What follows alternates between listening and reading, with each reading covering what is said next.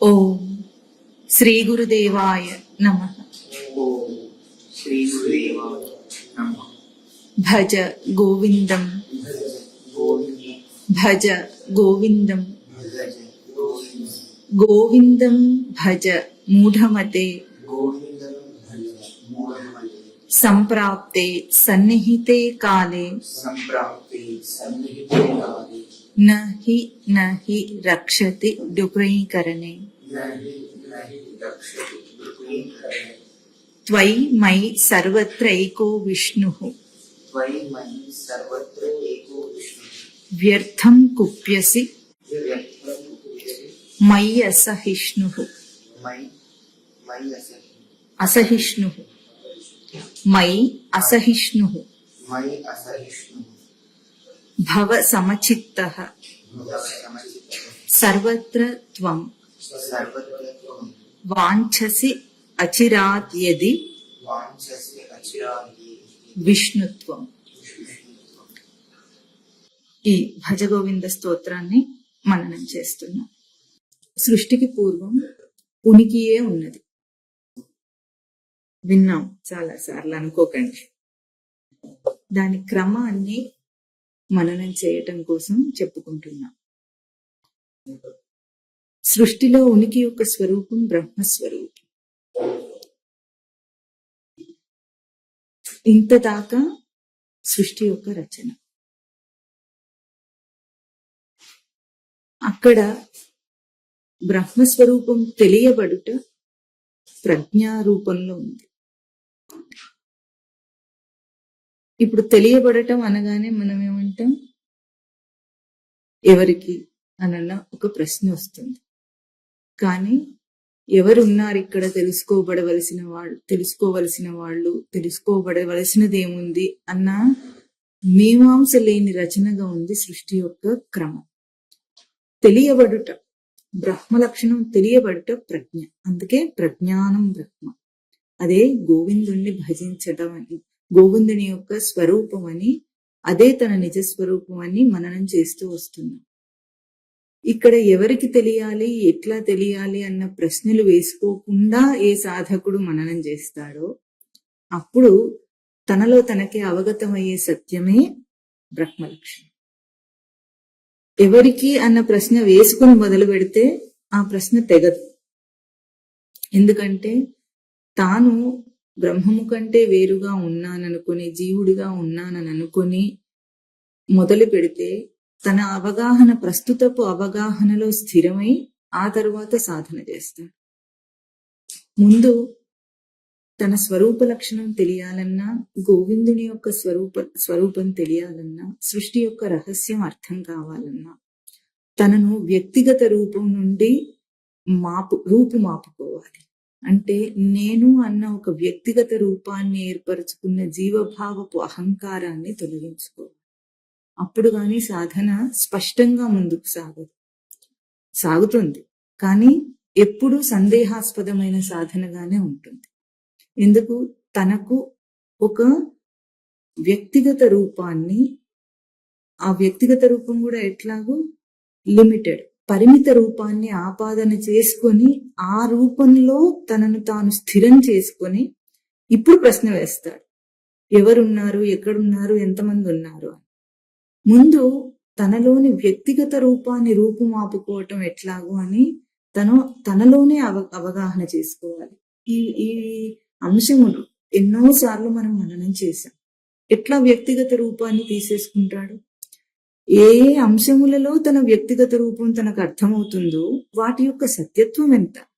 ఇంత మాత్రపు విచారణ చేతనే ఆ వ్యక్తిగత రూపం రూపుమాపుపోతుంది. ఇప్పుడు ఎట్లాగో ఒక మనిషి పేరుతో వ్యక్తి, అది సత్యం కాదు. దేహంతో వ్యక్తి సత్యం కాదు. కులంతో, మతంతో గుర్తింపు సత్యం కాదు. లింగ భేదం, జాతి భేదంతో గుర్తింపు సత్యం కాదు. ఇవన్నీ ఎట్లాగైతే ఒక్కొక్క అంశాన్ని తీసేసుకుంటే తన వ్యక్తిగత రూపం వెళ్ళిపోతుందో, ఆ అంశములను విచారణ చేస్తూ తన వ్యక్తిగత రూపాన్ని తీసేసుకునే ప్రయత్నం చేసి ఇప్పుడు తన స్వరూపాన్ని దర్శనం చేసే అభ్యాసం చేయాలి సాధకుడు. అప్పుడే ప్రజ్ఞ అన్న నిజ ఎరుకను, ప్రజ్ఞ అంటే ప్రకర్షేణ జానాతి, ప్రథితం జానాతి. అంటే స్పష్టంగా తెలియుట. స్పష్టంగా తెలియుట అన్న అంశం, ఎరుక అన్న అంశాన్ని స్పష్టంగా అందుకోగలిగింది అప్పుడే. ఎందుకు అందరికీ అర్థం కాదు, విన్నప్పటికీ అర్థం కాదు, చదివినప్పటికీ అర్థం కాదు. శ్లోకాల్లో స్పష్టంగా స్వామి శ్రీ భగవాన్ వాచ అని చెప్పిన శ్లోకాల్లో కూడా అవి చదువుతున్నప్పటికీ కూడా ఎందుకు మనిషికి అర్థం కాదంటే ఆ వ్యక్తిగత రూపం నుండి దాటి బయటికి రాలేకపోతున్నారు. ఇది ముఖ్యమైన అంశము. సాధకులందరూ కూడా ఎప్పుడో అంతా తెలిసిన తర్వాత ఆ వ్యక్తిగత రూపం తనకు పోతుందని కాదు, ముందు నుండే ఈ అభ్యాసం ఉండాలి. మొట్టమొదటిది అంశం, స్థానం, స్టెప్, మెట్టు ఇది. ఎప్పుడు అది వదిలేస్తాడో తన ప్రజ్ఞ రూపం తనకు అర్థమవుతుంది. ఇంతదాకా అది పట్టుకుని ఉంటాడో, అంటే ఏ అభ్యాసముల చేత తనను తాను గుర్తించుకోవటము తనకు అలవాటైందో, ఇవన్నీ కూడా మనకు అభ్యాసం వల్ల వచ్చినవే కానీ నిజానికి జీవుడికి ఉన్నవి కావు. కేవలం బ్రహ్మస్వరూపంతో పోల్చి కాకపోయినప్పటికీ జీవుడిగా తాను ఒక దేహధారిగా ఉన్న తర్వాత వచ్చిన అన్ని గుర్తింపులు కేవలం అంటించుకున్న అభ్యాసపు మాత్రములే. దాంట్లో సందేహమే లేదు. ఎందుకంటే ఒక శిశువు పుట్టాడు అనుకోండి, పుట్టిన వెంటనే ఎక్కడ ఉంటాడు? తల్లి ఒళ్ళో ఉంటాడు. కాబట్టి తల్లి ఏ ఏ గుర్తింపులతో ఉందో, అంటే తనకు ఏ భాష వచ్చో, ఏ ప్రాంతంలో ఉందో, ఏ కులం అనుకుందో, ఏ మతం అనుకుందో, ఆ గుర్తింపులన్నీ చెప్పకుండానే వాటంతట అవే అంటుకుపోతాయి ఆ శిశువు. ఆ శిశువుని మార్చేస్తే ఏమైంది? ఒక్క దేహాన్ని తప్పించి మిగతా అన్ని గుర్తింపులు కేవలం అంటించుకున్నవి మాత్రమే. అయితే దేహం యొక్క రూపం ఏమిటి ఇక్కడ అంటే స్పష్టంగా మనము బాగా శ్రవణం చేశాము, విచారణ చేశాము. ఏమిటి? దేహము తాను తెచ్చుకున్న తన పరికరం. ఎటువంటి పరికరం? తాను జీవుడు సాధన కోసం పలికించి దాన్ని నిర్మాణం చేసుకుని తెచ్చుకున్న పరికరం. ఎంచుకుని ఇవన్నీ అంశములు తాను ఓవర్లుక్ చేయటం, అంటే నిర్లక్ష్యం చేయదగినవి కావు. తనను గురించి తాను ఇట్లా ఒకసారైనా విచారణ చేయకుండా సాధనలో ముందుకు వెళ్ళిపోయి తన బ్రహ్మస్వరూపం, తన ఆత్మస్వరూపం, తన ఉనికి లక్షణం తనకు అర్థం కావాలంటే కాదు. అయితే ఈ బయటిగా అంటించుకున్న ఈ లక్షణములే తనకి ఎంతగా బాగా రూఢి అయిపోయినాయి అంటే ఇదే నేను అన్నది, అంత తాను అపస్మారక స్థితిలో కూడా దాన్ని మర్చిపో, ఎప్పుడు కదిలించినా తన పేరు చెప్పగలుగుతాడు. అట్లా తను అభ్యాసం చేసి అంటించుకున్నవి ఈ తన స్వరూపాలన్నీ వ్యక్తిగత స్వరూపాలు. ఎప్పుడు ఈ వ్యక్తిగత స్వరూపాలు ఉన్నాయో సర్వత్రా వ్యాపించి ఉన్న ప్రజ్ఞ స్వరూపం తనకు అర్థం. ప్రజ్ఞానం బ్రహ్మ అన్న లక్షణం తనకు అర్థం. ఎందుకు? స్పష్టంగా తెలియబడుట బ్రహ్మమునకు లక్షణం. తెలియటం లేదంటే ఎవరిది దోషం? సూర్యుడు దేదీప్యమానంగా వెలుగుతున్నప్పటికీ ఒక చిన్న మబ్బు అడ్డం వస్తే పూర్తిగా చీకటి కమ్మేసినట్లు. మబ్బులు అడ్డం వస్తే ఎట్లా ఉంటుంది? చీకటిగా ఉంది. సూర్యుడే రాలేదన్నంత భ్రాంతిని కల్పిస్తోంది ఒక మబ్బు. అంతెందుకు, తాను ఇంట్లో సూర్యుడు బయట ఎంతగా వెలుగుతున్నా తలుపులు కిటికీలు అన్ని మూసేసుకుని కర్టన్లు కూడా వేసేసుకుంటే ఏమవుతుంది? చిమ్మ చీకటి ఆవరిస్తుంది. అంటే స్పష్టంగా వెలుగుటలో సూర్యుడిలో దోషం లేదు. కేవలం తాను గ్రహించడానికి తానేమేమి చేస్తున్నాడో తనదే దోషం. ఈ ఉపమానాలైతే బాగా అర్థమవుతున్నాయి కానీ తనలో తనకు తన ప్రజ్ఞస్వరూపం అర్థం కావటం లేదు. అందుకే ఎన్నో రకాలైన ఉపమానాలతో, శ్లోకాలతో, మంత్రాలతో బోధ చేస్తుంది శాస్త్రం మనం. కానీ ఇవన్నిటినీ ఎన్ని శ్రవణం చేయటం అతి ముఖ్యమైన అంశం సాధనలు. కానీ ఎన్ని శ్రవణం చేసినప్పటికీ శ్రవణం చేసిన ప్రతి అంశమును తనలో తాను తరచి చూచుకోవటం ఇంకా ముఖ్యమైన అంశం. ఎట్లాగైతే స్కూల్లో పాఠాలు నేర్పిస్తారు, పాఠాలు నేర్పించినప్పుడు ఆ పాఠాన్ని కంఠస్థం కూడా చేస్తారు పిల్లలు. కంఠస్థం చేసి మళ్ళీ పరీక్షలో రాస్తారు. అయినా రాస్తే పాస్ చేసేస్తున్నాం మనం. బట్టి మళ్ళీ పరీక్షలో రాసేస్తే అది ముఖ్యమా? వాడికి అవగాహన అవ్వటం ముఖ్యమా? మళ్ళీ తిరిగి రాయలేకపోయినా సరే వాడికి అవగాహన అయితే, ఒక అంశం చెప్పారు సైన్స్ లో, వాడికి బాగా అర్థమైతే ఎట్లా ఉంటుంది అది? మళ్ళీ తిరిగి రాయలేకపోవచ్చు కూడా. కొంతమంది అట్లా కూడా ఉంటారు, బాగా అర్థం చేసుకోగలరు కానీ తిరిగి అవే ఆ వాక్యాల్లో దాన్ని ఎక్స్ప్రెస్ చేయలేరు మళ్ళీ. అట్లా కూడా ఉంటుంది. ఏది ముఖ్యమైన అంశం? లోకానికైతే మార్కులే రావాలి, అంటే వాడు అది ఉన్నది ఉన్నట్టుగానే రాయాలి, బట్టి బట్టి రాసినా సరే. కానీ నిజ దృష్టిలో చూసినప్పుడు ఏది ముఖ్యమైన అంశం? తనకు అవగాహన అవ్వటం, పాఠం అర్థం కావటం. అట్లాగే ఈ ఉపమానంలో ఎట్లాగో అట్లాగే సాధన ఎంత శ్రద్ధగా చేసినట్లుగా బయటికి ఆచరణ కనిపించినా సరే, ఈ అన్ని నియమాలు ఆచరించి డిసిప్లైన్డ్ గా బ్రతుకుతూ నియమబద్ధంగా ఉంటూ అన్ని నియమాలను స్పష్టంగా ఆచరిస్తూ కూడా తనను తాను తరచి చూసుకోవటం అన్న ఒక్క అంశాన్ని విడిచిపెడితే సుదీర్ఘమైన సాధన కాలం అయినా కూడా తనకు తన ప్రజ్ఞ స్వరూపం బ్రహ్మ లక్షణం అర్థం కాదు. ఇది మొట్టమొదటి నుండే సాధకుడు అభ్యాసం చేయాలి. ఇంకా నిజానికి సాధకుడే కాదు, లోకానికి అంతటికీ ఇది పరిచయం చేయబడాలి. పసిపిల్లల దగ్గర నుండి అందరికీ, మనుషులందరికీ ఇది అవగాహన అయ్యేటట్లు ఎప్పుడు పరిచయం చేయబడుతుందో, ఏ చండాలమైన పనులు చేస్తున్న, ఎంత అధోగతిలో బతుకుతున్న వాళ్ళంటే విషయాత్మకంగా పూర్తి కోరికల కోసమే బ్రతుకుతున్న వాడైనా సరే తరచి చూచుకొనుట అన్నది ఎప్పుడు అభ్యాసం చేస్తాడో వాడి ఎదుగుదల ఎన్ని రకాలుగా ముందుకెళ్తుందో మనం ఊహించలేం. ఎంత వేగంగా ముందుకెళ్తుంది. ఇప్పుడు జీవుడు ఎదుగుతూనే ఉన్నాడు, ప్రతి జీవుడు మనిషి కూడా ఎదుగుతూనే ఉన్నాడు. అల్పంగా బ్రతుకుతున్న విషయాత్మకంగా కేవలం ఏమేం చేస్తున్నారు? ఆహార నిద్ర భయ మైథునాలే పశుపక్ష్యాదుల కంటే ఘోరంగా ఇంకా వాటిల్లోనే పడున్న మనుషులు కూడా ఎదుగుతున్నారు. కానీ ఆ ఎదుగుదల ఎంత ఇప్పుడు ఎట్లా ఉందంటే, ఆ ఎదుగుదల లోపలున్న స్వామికి వీడిని ఎదిగించడం భారంగా ఉంది. ఎత్తుకోవాలని ప్రయత్నం చేస్తున్నా లేదా నడుస్తుంటే ముందుకు వెళ్ళినప్పుడు చిన్న పసిపిల్లవాడైనా సరే వాడు ఒప్పుకోకపోతే, అంత పసిపిల్లవాడినైనా సరే లాగడం చాలా కష్టంగా ఉంటుంది. వాడే తేలిగ్గానే ఉండొచ్చు, కానీ నేను రానని వెనక్కి వాడు గుంజుకుంటూ మొండి చేస్తున్నాడు అనుకోండి, ఎట్లా ఉంటుంది? భారంగా ఉంటుంది. అయినా అమ్మ ఏం చేస్తుంది? చెంప మీద 2 వేసి తీసుకెడుతుంది, అది వేరే విషయం, కానీ భారం వస్తుంది. అట్లాగే లోపలున్న అంతర్యామి లక్షణం తనను ఎదిగిస్తుంది జీవుని. కానీ ఈ ఎదుగుదల ఎట్లా ఉంది? ఢక్కా ముక్కిలు తింటూ తింటూ బాగా చితకబడి, అప్పుడు గాని వీడికి అర్థం కాదు ఏమిటి ఇంకేదో ఉంది అని. ఈ 4 అంశములను దాటి ఇంకేదో ఉంది అని అర్థం కాదు.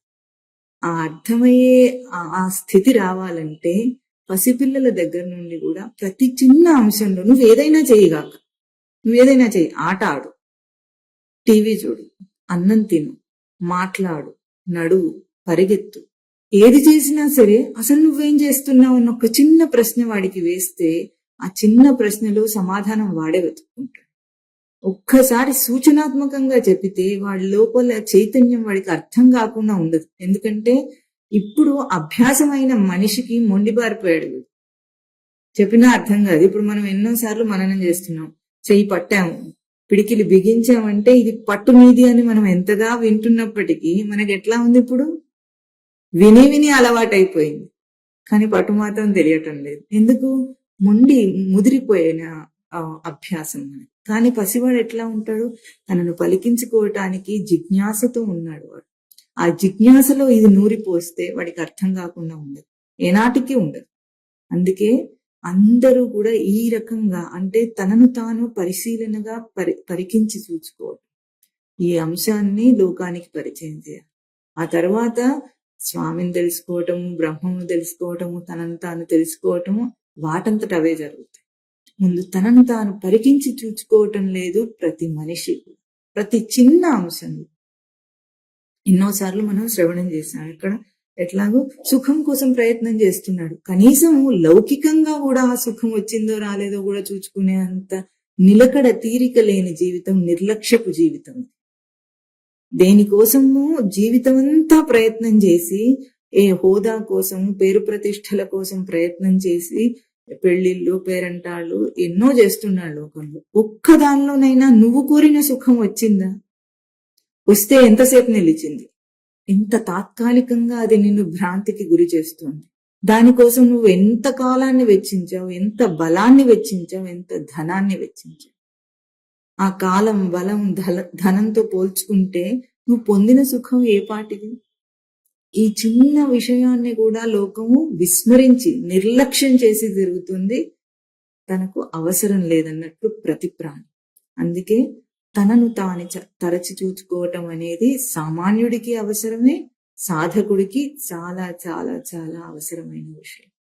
ఏ చిన్న ఆచరణ చేసినా, ఏ చిన్న మాట విన్నా, ఏ చిన్న ప్రవచనమే విన్నా, ఏ చిన్న గ్రంథం చదివినా, ఏం చేస్తున్నా, ఏం చిన్న శ్లోకాన్ని మననం చేస్తున్నా, నామాన్ని ఉచ్చరిస్తున్నా సరే, దాన్ని ఒక్కసారి నువ్వేం చేస్తున్నావో తరచు. అప్పుడు ప్రజ్ఞ తనలో తనకు తన స్వతసిద్ధమైన రచన స్వరూపం. ప్రజ్ఞ అంటే ఏమిటి? స్పష్టంగా తెలియటం. స్పష్టంగా తెలియటం అనేది, తేట తెల్లంగా నీకు తెలియటం అనేది నీలో నీకున్న రచన. ఒక మాట మాట్లాడితే భాషలో కొన్ని అక్షరాల సమూహంతో పదముల సమూహంతో వాక్యముల సమూహంతో కొన్ని భావాలు వ్యక్తమవుతూ ఉంటే అప్పటికప్పుడు నాకు అర్థమైంది అనగల నీవు ఏం చేస్తే నీకు అది అర్థమైందో, నీలో ఆ అర్థమయ్యే ఆ ప్రక్రియ ఎట్లా ఉందో కించిత్ మాత్రం ఎప్పుడైనా ఆలోచించేమో మనం? Take it for granted. అంతే, మనం నిశ్చయం చేసేసుకున్నాం ఇట్లాగూ అని. అందుకే ఎంతో సృష్టి రచన ఎంత అపురూపంగా ఉన్నదో ఆ అపురూపత్వాన్ని మనం అసలు ఆహ్లాదంగా ఆస్వాదించలేం. సృష్టి రచన అంత బాగుంది, తన దేహ రచన అంత బాగుంది, తన దేహంలో ఉన్న ప్రతి ప్రక్రియ అంత బాగుంది. అపురూపం అది.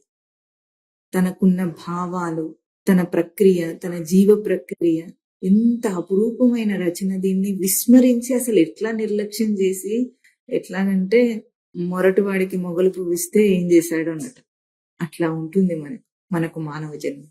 ఇంత తేజోవంతమైన ఇంద్రియములు, ఆ ఇంద్రియ ప్రక్రియ, దేహమంతా ఒక వ్యూహబద్ధమైన రచనగా అసలు ఎట్లా నీ దైహిక దినచర్య ఎట్లా నడుస్తుంది? అసలు నువ్వు సాధన దాకా వెళ్ళకు, మనిషిగా నీ దేహాన్ని అర్థం చేసుకో. ఎంత సొఫిస్టికేటెడ్, ఎంత సూక్ష్మమైన రచన. అటువంటి ఒక్క ప్రక్రియనైనా బయట సాధించగలిగాడు మనిషి. ఇన్ని సాధించానని విర్రవీగుతున్న మనిషి తన దేహంలో ఉన్న ప్రక్రియ లాంటి అపురూపమైన అమోఘమైన ప్రక్రియని ఒక్కటైనా సాధించగలిగాడు బయట? చేసినా ఎక్కడి నుండి చేశాడు? ఎక్కడి నుండి చేస్తాడండి? ఎంతో తెలివిని ప్రయోగించి ఎన్నో కనిపెట్టిన వాడు దేన్ని ప్రయోగించాడు? తెలివిని. ఎవరు చేసినా అదే కదా. తెలిసి చేసినా, తెలియక చేసినా, ఎక్కడ ఎట్లా చేసినా సరే, ఎంత మూర్ఖంగా చేసినా తెలివే. మరి అదెందుకు అర్థం కాదు? దాని మీద దృష్టే పోతే అంతే. లోకానికి కావలసింది ఏమిటి ఇప్పుడు? ఏ మతం గొప్పది, ఏమిటి దేశం గొప్పది, మా మతం గొప్పది, మా దేవుడు గొప్పవాడు, ఈ వాదం అవసరమా మనిషికి? ఏ మతం వాడైనా, ఏ కులం వాడైనా, ఎట్లాంటి వాడైనా ఏం ప్రయోగించి బతుకుతున్నాడు? అందరికీ దేవుడున్నాడు. నా దేవుడు గొప్ప, నీ దేవుడు గొప్ప అని నువ్వు ఆ వాదం చేసుకోవటంలోనే మనుషుల మూర్ఖత్వం అర్థమవుతుంది. ఆ మాట అన్నాడంటే వాడికి వాడు తెలియదు, దేవుడు తెలియదు, రెండూ తెలియదు అని అర్థం. కనుక ఇప్పుడు తన ప్రజ్ఞ లక్షణం, ఏ ప్రజ్ఞయో బ్రహ్మస్వరూపమై సృష్టి అంతా అలరారుతుందో, ఎక్కడ ముట్టుకున్నా అదే ఉంది, ఇంకొకటి లేదో, ఆ ప్రజ్ఞానం బ్రహ్మ అన్న గోవింద స్వరూపాన్ని తను తెలుసుకొని పొందాలి. ఇది గోవిందుని భజన చేయటం. దీనికి కావాల్సింది ఏమిటి అంటే, చాలా చాలా చాలా సార్లు మననం చేశాము. ఒక్కటి సేవించుట అన్న అర్థాన్ని తను అందుకోవాలంటే భజ సేవాయాం ధాతు, భజన చేయటం కించిత్ మాత్రపు నిలకడ మాత్రమే కావాలి, తనకేం అక్కర్లేదు. మనకెందుకు రాదు? వేగంలో ఉన్నాం మనం, పరిగెత్తుతున్నాం మనం. ఎంత వేగంలో ఉన్నామంటే ఆ వేగానికి ఆనకట్ట వేసుకునేంత నిలకడ నా చేతుల్లో లేదనుకుంటున్నాం, ఇంకెవరో చేయాలని అనుకుంటున్నాం. ఒక అమ్మాయి డ్రైవింగ్ నేర్చుకుంటాం, 2 వీలర్ డ్రైవింగ్ నేర్చుకుంటాం. ఏం చేస్తుంది? యాక్సిలరేటర్ ఎక్కడ కుడి చేతిలో ఉంది, దాన్ని ఎట్లా తిప్పితే యాక్సిలరేట్ అవుతుంది. అప్పుడే అప్లికేషన్స్ అన్ని ఏదేది నొక్కితే ఏమవుతుందో నేర్చుకోండి. యాక్సిలరేట్ చేస్తుంది, వెళ్ళి స్తంభానికి గుద్దుకుంది. గుద్దుకొని ఆ యాక్సిలరేటర్ ని తిప్పుతూనే ఉంది. అదేమవుతుంది? బండి రైజ్ అవుతూనే ఉంది. పక్కనున్న వాళ్ళందరూ వచ్చి కాపాడమని అడుగుతుంది దాన్ని గుద్దుకొని. నేనేం చేయాలో నాకు తెలియటం లేదని. అందరూ ఏం చెప్తున్నారు? యాక్సిలరేషన్ ఎవరు ఆపాలి ఇప్పుడు? ఎవరు ఆపాలి? తన చేతిలోనే ఉంది. అంతవరకు అది గుద్దుకుంటూనే ఉంటుంది వెళ్ళి దానికి, స్తంభానికి. ఆ చెయ్యి అట్లా లూజ్ చేస్తే చాలు కదా, ఇంకేం అక్కర్లేదు బండి ఆపాలంటే. కనీసము దాన్ని గుద్దుకోకుండా ఉండాలంటే ఏం చేయాలి? ఇది ఒకటే, ఇంత మాత్రమే. కానీ అది నా చేతుల్లో లేదు, మీరు రక్షించండి అంటుంది. అట్లా ఉంది మనం రక్షించమని కోరటం. వేగం నీది, నీ వేగాన్ని నీవే గుర్తించి ఆపగలవు. ఆ వేగానికి కారణం ఏమిటి? యాక్సిలరేషన్ ఏమిటి తెలుసా మీకు? ప్రతి క్షణం అహంకృత కర్తృత్వ భోక్తృత్వ భావాలు. దాంట్లో ఎంత మనము మమేకం అయిపోయామంటే, ఇప్పుడు మొన్న ఎవరో చెప్తున్నారు, ఈ చేతిలో ఫ్రాక్చర్ అయితే రాడ్ వేస్తే ఇప్పుడు అదేమైంది? చేతిలో కణములతో కలిసిపోయింది. ఇప్పుడు దాన్ని ఆపరేషన్ చేసినా తీయలేము అని చెప్పారట. అట్లాగుంది ఇది మనకి. అంటే మనము దాన్ని ఆపాదన చేసుకున్నప్పుడు కూడా అది ఎట్లా అయింది? మనకు మన స్వరూపమే అన్నట్లుగా ఆపాదన చేసుకున్నాం. ఎందుకు అట్లా ఆపాదన చేసుకోగలిగాం? ఎందుకంటే మనం ఎప్పుడు మన స్వరూపాన్ని తప్ప వేరే దాన్ని ప్రయోగించలేము. మనకున్నది అదొక్కటే. దాన్నే ఇంకొక దాని మీద ఆపాదన చేయగలం గనుక ఏం చేసాము? నాది అన్నంతగా చేసేసుకున్నాం ఆ వ్యక్తిగత స్వరూపాన్ని. ఈ అహంకృత భావంతోనే అహంకర్త అహం భోక్త. మనమేమనుకుంటాం? నేను ఎప్పుడు అట్లా అనుకోను, నాకు అస్సలు అహంకారం లేదు, నేను ఎక్కడ నేనే చేయగలను అని అనుకుంటా. ఇది పెద్ద పెద్ద సంఘటనలలో అనుకోవద్దు, అటువంటి ప్రయోగాల్లో అనుకోవద్దు. నువ్వు కదిలితే మెదిలితే నువ్వు చిన్న చిన్న ప్రక్రియలు ఏవేవైతే నీ దినచర్యలో చేస్తుంటావో వాటిలో కర్తృత్వ భోక్తృత్వం ఉంది. నేను చేస్తున్నానన్న కర్తృత్వం ఎప్పుడు వస్తుంది? ఎట్లా వస్తుంది? తన దైహిక రూపాన్ని నేనుగా అనుకుంటే తప్ప ఆ క్రియను నేను చేస్తున్నానని అనలేడు ఎవరు. ఎందుకు? దేహం కదిలి ఏదైనా చిన్న పని అయినా చేయాలంటే లోపలున్న చైతన్యం చేత కదిలించి చేస్తాడు. ఆ చైతన్యమే చేస్తుంది అని అనకుండా నేను చేస్తున్నాను అన్న ఆ కర్తృత్వం రావాలంటే తాను ముందు అహంకృత భావాన్ని ఆపాదన చేసుకోవాలి. అప్పుడు గాని ఆ కర్తృత్వం తనకు రాదు. అహంకృత భావాన్ని ఆపాదన చేసుకుని ఆ కర్తృత్వంతో ఆ క్రియను చేసి ఇప్పుడు దాని ప్రతిఫలాన్ని నేను భోక్తగా అనుభవిస్తాను అంటాడు. ఇది ప్రతి చిన్న దైహిక దినచర్యలో మనం చేస్తున్నాం. మనం ఏమనుకుంటాం? పెద్ద పెద్ద ఇష్యూస్ లో, ఈవెంట్స్ లో, లేదా పెద్ద పరిస్థితి సంఘటనలు జరిగినప్పుడు నేను తగుదునమ్మా అని వెళుతున్నాను అని అనుకుంటాం. అక్కడ కాదు తరచి చూసుకోవాల్సింది. ఎందుకంటే సాధకుడుగా అయిన తర్వాత అన్ని విడిచిపెట్టేయచ్చు. కాస్త కుస్తో వైరాగ్యం వస్తే బయట వ్యవహారాలన్నీ ఎంతగా వీలైతే అంతగా విడిచే ప్రయత్నం చాలా మంది చేస్తారు నిజమైన సాధకులైతే. ఆ విడిచిన తర్వాత కూడా ఇవన్నీ ఏం పోవటం లేదు. దేనితో తాను ఐడెంటిఫై అయ్యాడు, దాని వ్యక్తిగత రూపాన్ని నేర్పించుకున్నాడు, అవన్నీ పోవటం లేదు. అన్ని బాధ్యతలు అయిపోయినాయి, అంత వ్యవహారం అంతా అయిపోగొట్టుకున్నాడు. ఇప్పుడు నాకు ఏం మిగిలింది? నేను నా దేహం. ఆ దేహంతో పోరాటం, సాధన, ఇవే ఉన్నాయి.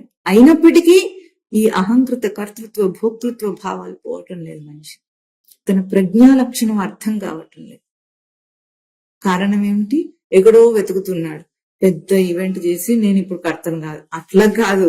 నువ్వు నడుస్తుంటే, లేస్తూ ఉంటే, కూర్చుంటూ ఉంటే ప్రతి చిన్న అంశంలో పశ్యన్ శృణ్వన్ స్పృశన్ జిఘ్రన్ అస్నన్ గచ్చన్ స్వపన్ శ్వసన్ ప్రళపన్ విసృజన్ గృహ్ణన్ ఉన్మిషన్ నిమిషన్ అపి. ప్రతి చిన్న అంశంలో తనకి ఎంత అహంకృత కర్తృత్వ భోక్తృత్వ భావాలు తనని ఎట్లా బంధిస్తున్నాయో తాను తరచి చూసుకో. ఈ భావమే తన లోపల స్వరూపాన్ని అందనీయని భావం. ఇంకొకటి లేదు అందనివ్వండి, ఇంకొకటి లేదు. సృష్టి స్పష్టమైన రచన. సృష్టిలో ఉనికి కించిత్ మాత్రం కూడా భిన్నత్వం లేకుండా ఉంది. కించిత్ మాత్రం. పోయిన వారం శ్లోకంలో మనం మననం చేశాం. అహం త్వం అనే రెండు అంశములు సృష్టికి లేనే లేవు. సృష్టిలో ఉన్నది అస్మత్ లక్షణం ఒక్కటే. అస్మత్ లక్షణం గ్రహింపుకొస్తే అహం, అది గ్రహింపుకు అన్న అంశం సృష్టిలో వచ్చింది. ఉన్నది ఉనికి అస్మత్ గ్రాహ్యం రూపం, అది అస్మత్ గ్రహింపు అన్న రూపంలోకి వచ్చేటప్పుడు అహం అన్న పదంలో మనం వ్యక్తం చేసి మాట్లాడుకుంటున్నాం ఇప్పుడు. అంటే తనకు స్ఫురించేది అహం రూపం. దానికి యుష్మత్ అనేది లేనే లేదు సృష్టిలో. ఇది అని నువ్వు చూపించగలిగింది ఏది లేదు సృష్టిలో. నీకంటే భిన్నంగా ఇంకొకటి లేదు సృష్టిలో. ఆ భిన్నత్వం లేకుండా అలరారుతున్న ఉనికిలో బ్రహ్మము, ఆ బ్రహ్మమును గుర్తించగలిగిన ప్రజ్ఞ. ఇది సృష్టి రచన. జీవుడు వ్యక్తిగతంగా ఉన్నాడని అనుకుంటే ఇది అందుకోవటానికి వాడనేవాడు లేడు. కానీ ఎవరెవరి అవగాహన ఎంతెంతగా వాళ్ళ గుర్తింపు ఉందో దాన్ని దాటటానికి ఏం కావాలి? ఈ రచనని గుర్తించు. ఈ మూడు అంశములు నీ లోపలే ఉన్నాయి. ఎట్లా? మూడు ఒకటే, మూడుగా అనుకోవద్దు. మళ్ళీ మూడు ఉన్నాయి, ఒకటి చెప్పి మూడు అంటున్నారు కాదు. ఈ మూడు అంశములు ఒక రచనా క్రమంలో మనం మననం చేయటానికి, అభ్యాసం చేయటానికే మళ్ళీ ఇదంతా కూడా. ఉనికి బ్రహ్మస్వరూపమై ఉంది సృష్టిలో. ఆ బ్రహ్మస్వరూపం ప్రజ్ఞ రూపంలో తెలియబడుతుంది. అందుకే ప్రజ్ఞానం బ్రహ్మ. ఇది గోవిందుని తత్వం. దీన్ని సేవించుట తన ధర్మం. ఎట్లా సేవిస్తాడు? కించిత్ మాత్రపు నిలకడతో ఆ సేవించుట అర్థమవుతుంది అన్న అంశం ఇక్కడ గురుదేవులు మనకు చాలా సార్లు చెప్పారు. అర్థమైందంటే ఏం చేసావని ప్రశ్న చాలా సింపుల్ గా సిల్లీగా కనిపించింది మనకు. చెప్పి ఇంకా అలవాటు అయిపోయింది కూడా. కానీ అంటే భాష అర్థమైందా? వ్యాకరణం అర్థమైందా? మాట్లాడుతుంటే ఏం అర్థమవుతోందండి మనకు? వ్యాకరణం అర్థమవుతుందా? భాష అర్థమవుతుందా? అక్షరాలు అర్థమవుతున్నాయా? ఏమర్థమవుతోంది? భావం యొక్క భావాన్ని నువ్వు గ్రహించడానికి నీ దగ్గర ఎట్లా ఉందా? డీకోడ్ చేసే సిస్టమ్ ఏమిటి? అది తెలియని వాడేవాడు. కుక్కకు సైతం అర్థమవుతోంది. నీ భాష ఎవరు పెంచుకుంటే వాళ్ళ భాషలో ఆ కుక్క ప్రతిస్పందిస్తోంది. టామీ రా అంటే వస్తుంది, టామీ కమ్ అంటే వస్తుంది, టామీ ఆవో అంటే వస్తుంది. ఏ భాషలో చెప్పినా వస్తుంది. దానికి అర్థమైంది. వ్యాకరణం ఏం నేర్చుకోలేదు. మనకందరికి మాతృభాష వ్యాకరణం నేర్చుకోకపోయినా ఎట్లా వచ్చిందో దానికి కూడా అట్లాగే వచ్చింది. అది కూడా అర్థమైందన్న అంశాన్ని అక్కడ వ్యక్తం చేస్తోంది. ఎందుకు? ప్రజ్ఞ అన్ని ప్రాణులకు ఒకటే. అన్ని ప్రాణులకు ఒకటే స్వరూపం, ప్రజ్ఞ స్వరూపం. దాని మళ్ళీ నాకే ఉంది, నీకే ఉంది, మనిషియే ఉంది, ఏం లేదు, అందరికీ ఉంది. కొన్ని ప్రాణులు, కొన్ని జీవరాశులు తనను తాను రక్షించుకోవటానికి ఎంత తెలివిని ఉపయోగిస్తాయో అడవిలోకి వెళ్ళి చూస్తే తెలుస్తుంది. డిస్కవరీ ఛానల్ చూస్తే సరిపోతుంది. మనం అడవిలోకి వెళ్ళి మళ్ళీ తిరిగి వస్తాము, మనకంత తెలివి లేదు కాబట్టి. ఒకసారి డిస్కవరీ ఛానల్లో ఒక్కొక్క ప్రాణి తనను రక్షించుకోవటానికి ఎన్ని ఉపాయాలు చేస్తుందో, తన కోరిక తీర్చుకోవటానికి ఎన్ని ఉపాయాలు చేస్తుందో, ఆకలి తీర్చుకోవటానికి ఎన్ని ఉపాయాలు చేస్తుందో. మనిషి దేనికి ఏం పనికొస్తాడు? ఏం పనికిరాడు. మనిషి ఏం చేస్తున్నాడంటే డబ్బు అనే మాయను కల్పించుకొని దాంతో ఆడుకుంటున్నాడు అంతే. అంతకంటే ఎక్కువ ఏం చేయలేకపోతున్నాడు. ఏం తినాలో వాడికి సరిగా తెలియదు. కానీ వేరే జీవరాశులన్నిటికీ బాగా తెలుసు. పశుపక్షాదులకు బాగా తెలుసు ఏం తినాలి, తినద్దు. కడుపులో ఒక పూట బాగాలేదనుకోండి, తినకుండా ఉండాలని కూడా తెలుస్తాను. మన వాళ్ళు ఏం చేస్తారు? అంత సెన్సింగ్ కూడా ఉండదు. లోపల వేయటం అంతే. ఒక పూట ఆపేస్తే అది బాగుపడుతుంది అన్నంత తెలివి కూడా ప్రయోగించకుండా గుడ్డిగా బ్రతికే మహాలోకం ఇది. కనుక ప్రజ్ఞయే గోవింద లక్షణం. అదే తనకున్న తేజస్సు ప్రజ్ఞ. ఆ తేజస్సుని తెలుసుకొని పొందాలి. తెలుసుకోవటం ఒకెత్తైతే, తెలుసుకోవటం అంటే కేవలం శ్రవణం చేసి తెలుసుకోవటం కాదు, తనలో తను మననం చేసి తెలుసుకోవటం. పొందటం అంటే ఎట్లా ఉంటుంది? స్వరూపం అయిపోవటం. అర్థమైంది తనకు కేవలము ప్రవచనం వినటం వల్ల కాదు, తనలో తనకి అర్థమైంది. అర్థమైన దాన్ని జీవించాలి. ఆ జీవిస్తే అప్పుడు అర్థమవుతుంది పొందటం అంటే ఎట్లా ఉంటుంది. కనుక ఇక్కడ ఆ అంశాలను పోయిన వారం శ్లోకంలో కూడా, ఈ వారం కూడా మళ్ళీ అదే అంశాన్ని తీసుకొచ్చి మనకిక్కడ హెచ్చరిక చేస్తున్నారు. ఇవాళ ఏమంటున్నారంటే త్వయి మై సర్వత్ర ఏకః విష్ణు, నీయందు నాయందు అంతటా కూడా ఒకటే విష్ణు లక్షణం ఉంది.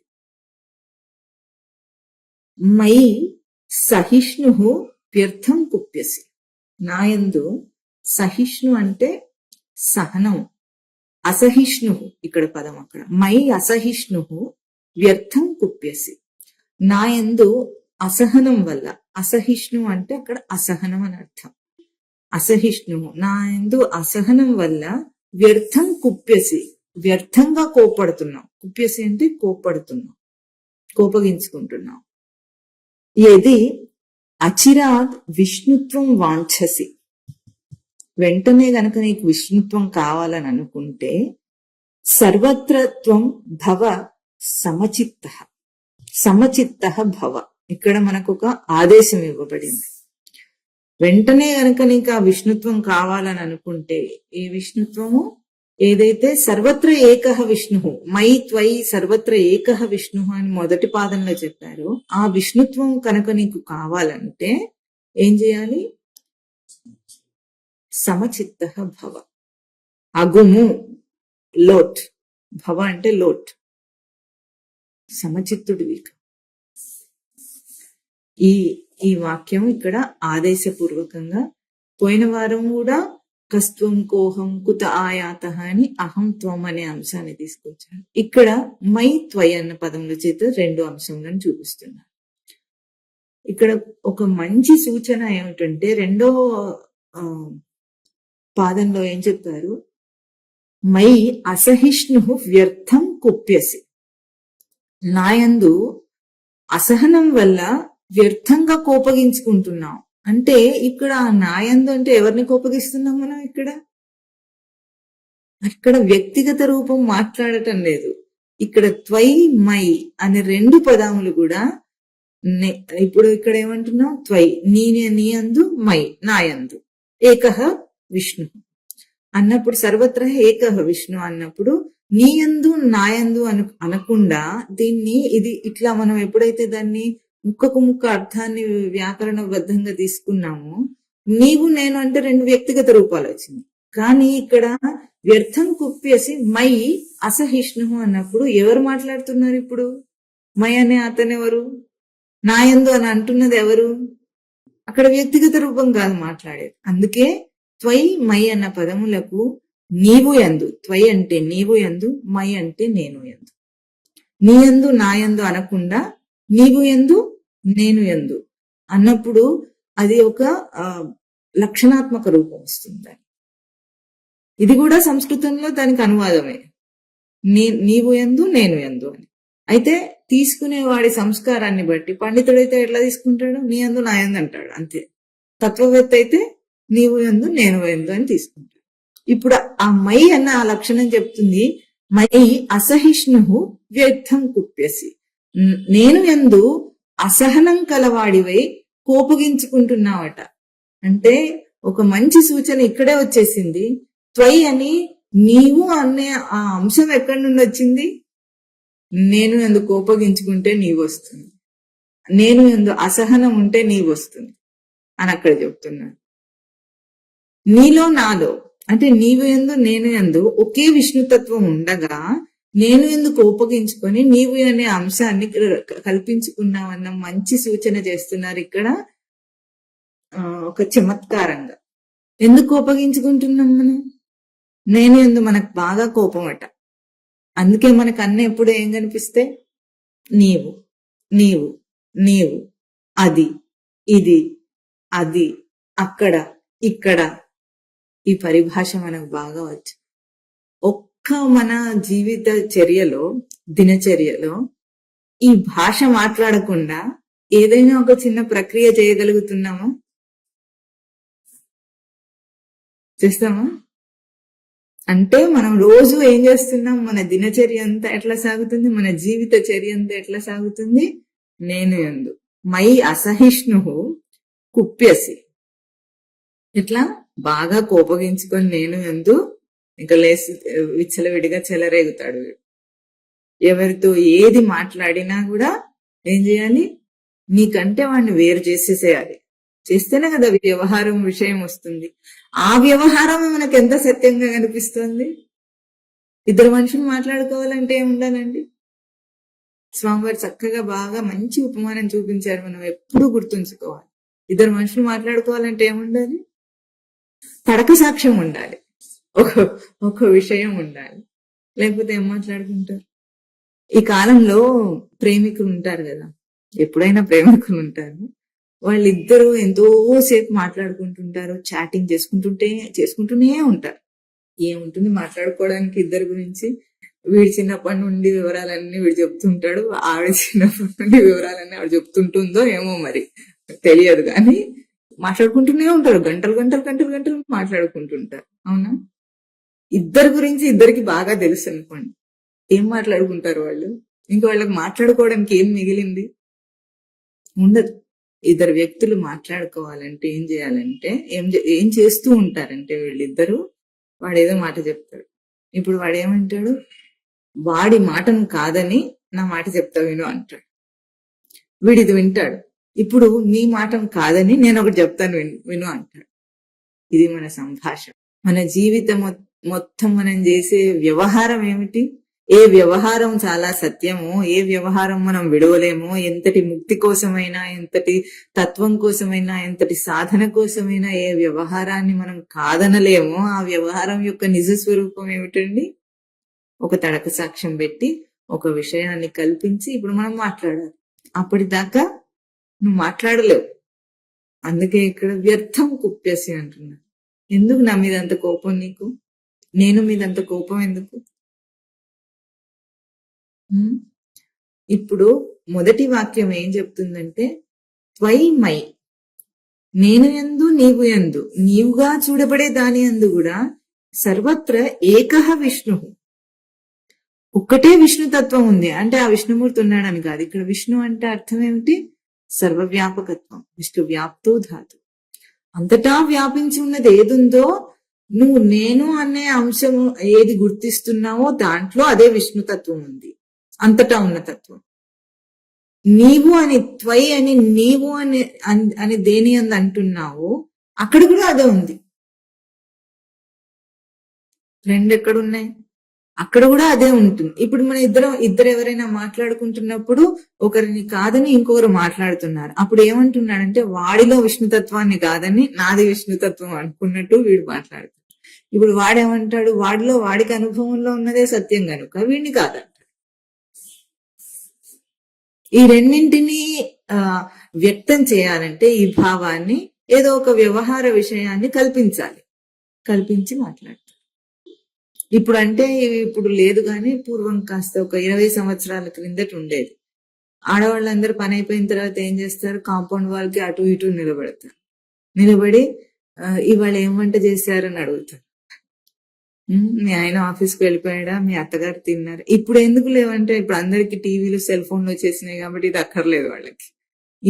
అదే మళ్ళీ ఫోన్లలో కూడా అదే చేస్తారు. కానీ అక్కడ ఉండి ఏం చేస్తారు?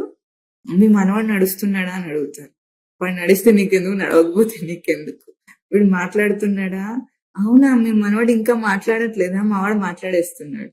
ఎప్పుడు పుట్టాడు? ఎన్నెళ్ళు వీడికి? వాడికి ఎన్నెళ్ళు? వీళ్ళకి ఇది పెద్ద కన్వర్సేషన్. దీనికి వీళ్ళు అసలు విడవలేని వ్యవహారం. వీళ్ళకి సంసారం ఎంతో సత్యంగా ఉంటుంది. లేదా ఆఫీస్కి వెళ్తాడు. ఆఫీస్కి వెళ్ళి కూడా ఏం చేస్తారు? ఎవరి ఘనతను వాళ్ళు నిరూపించుకోవడానికి అక్కడ పాటుపడతారు. అలిసిపోయి ఇంటికి వస్తారు. ఇట్లాగూ జీవితంలో అసలు ఏం చేస్తున్నారు?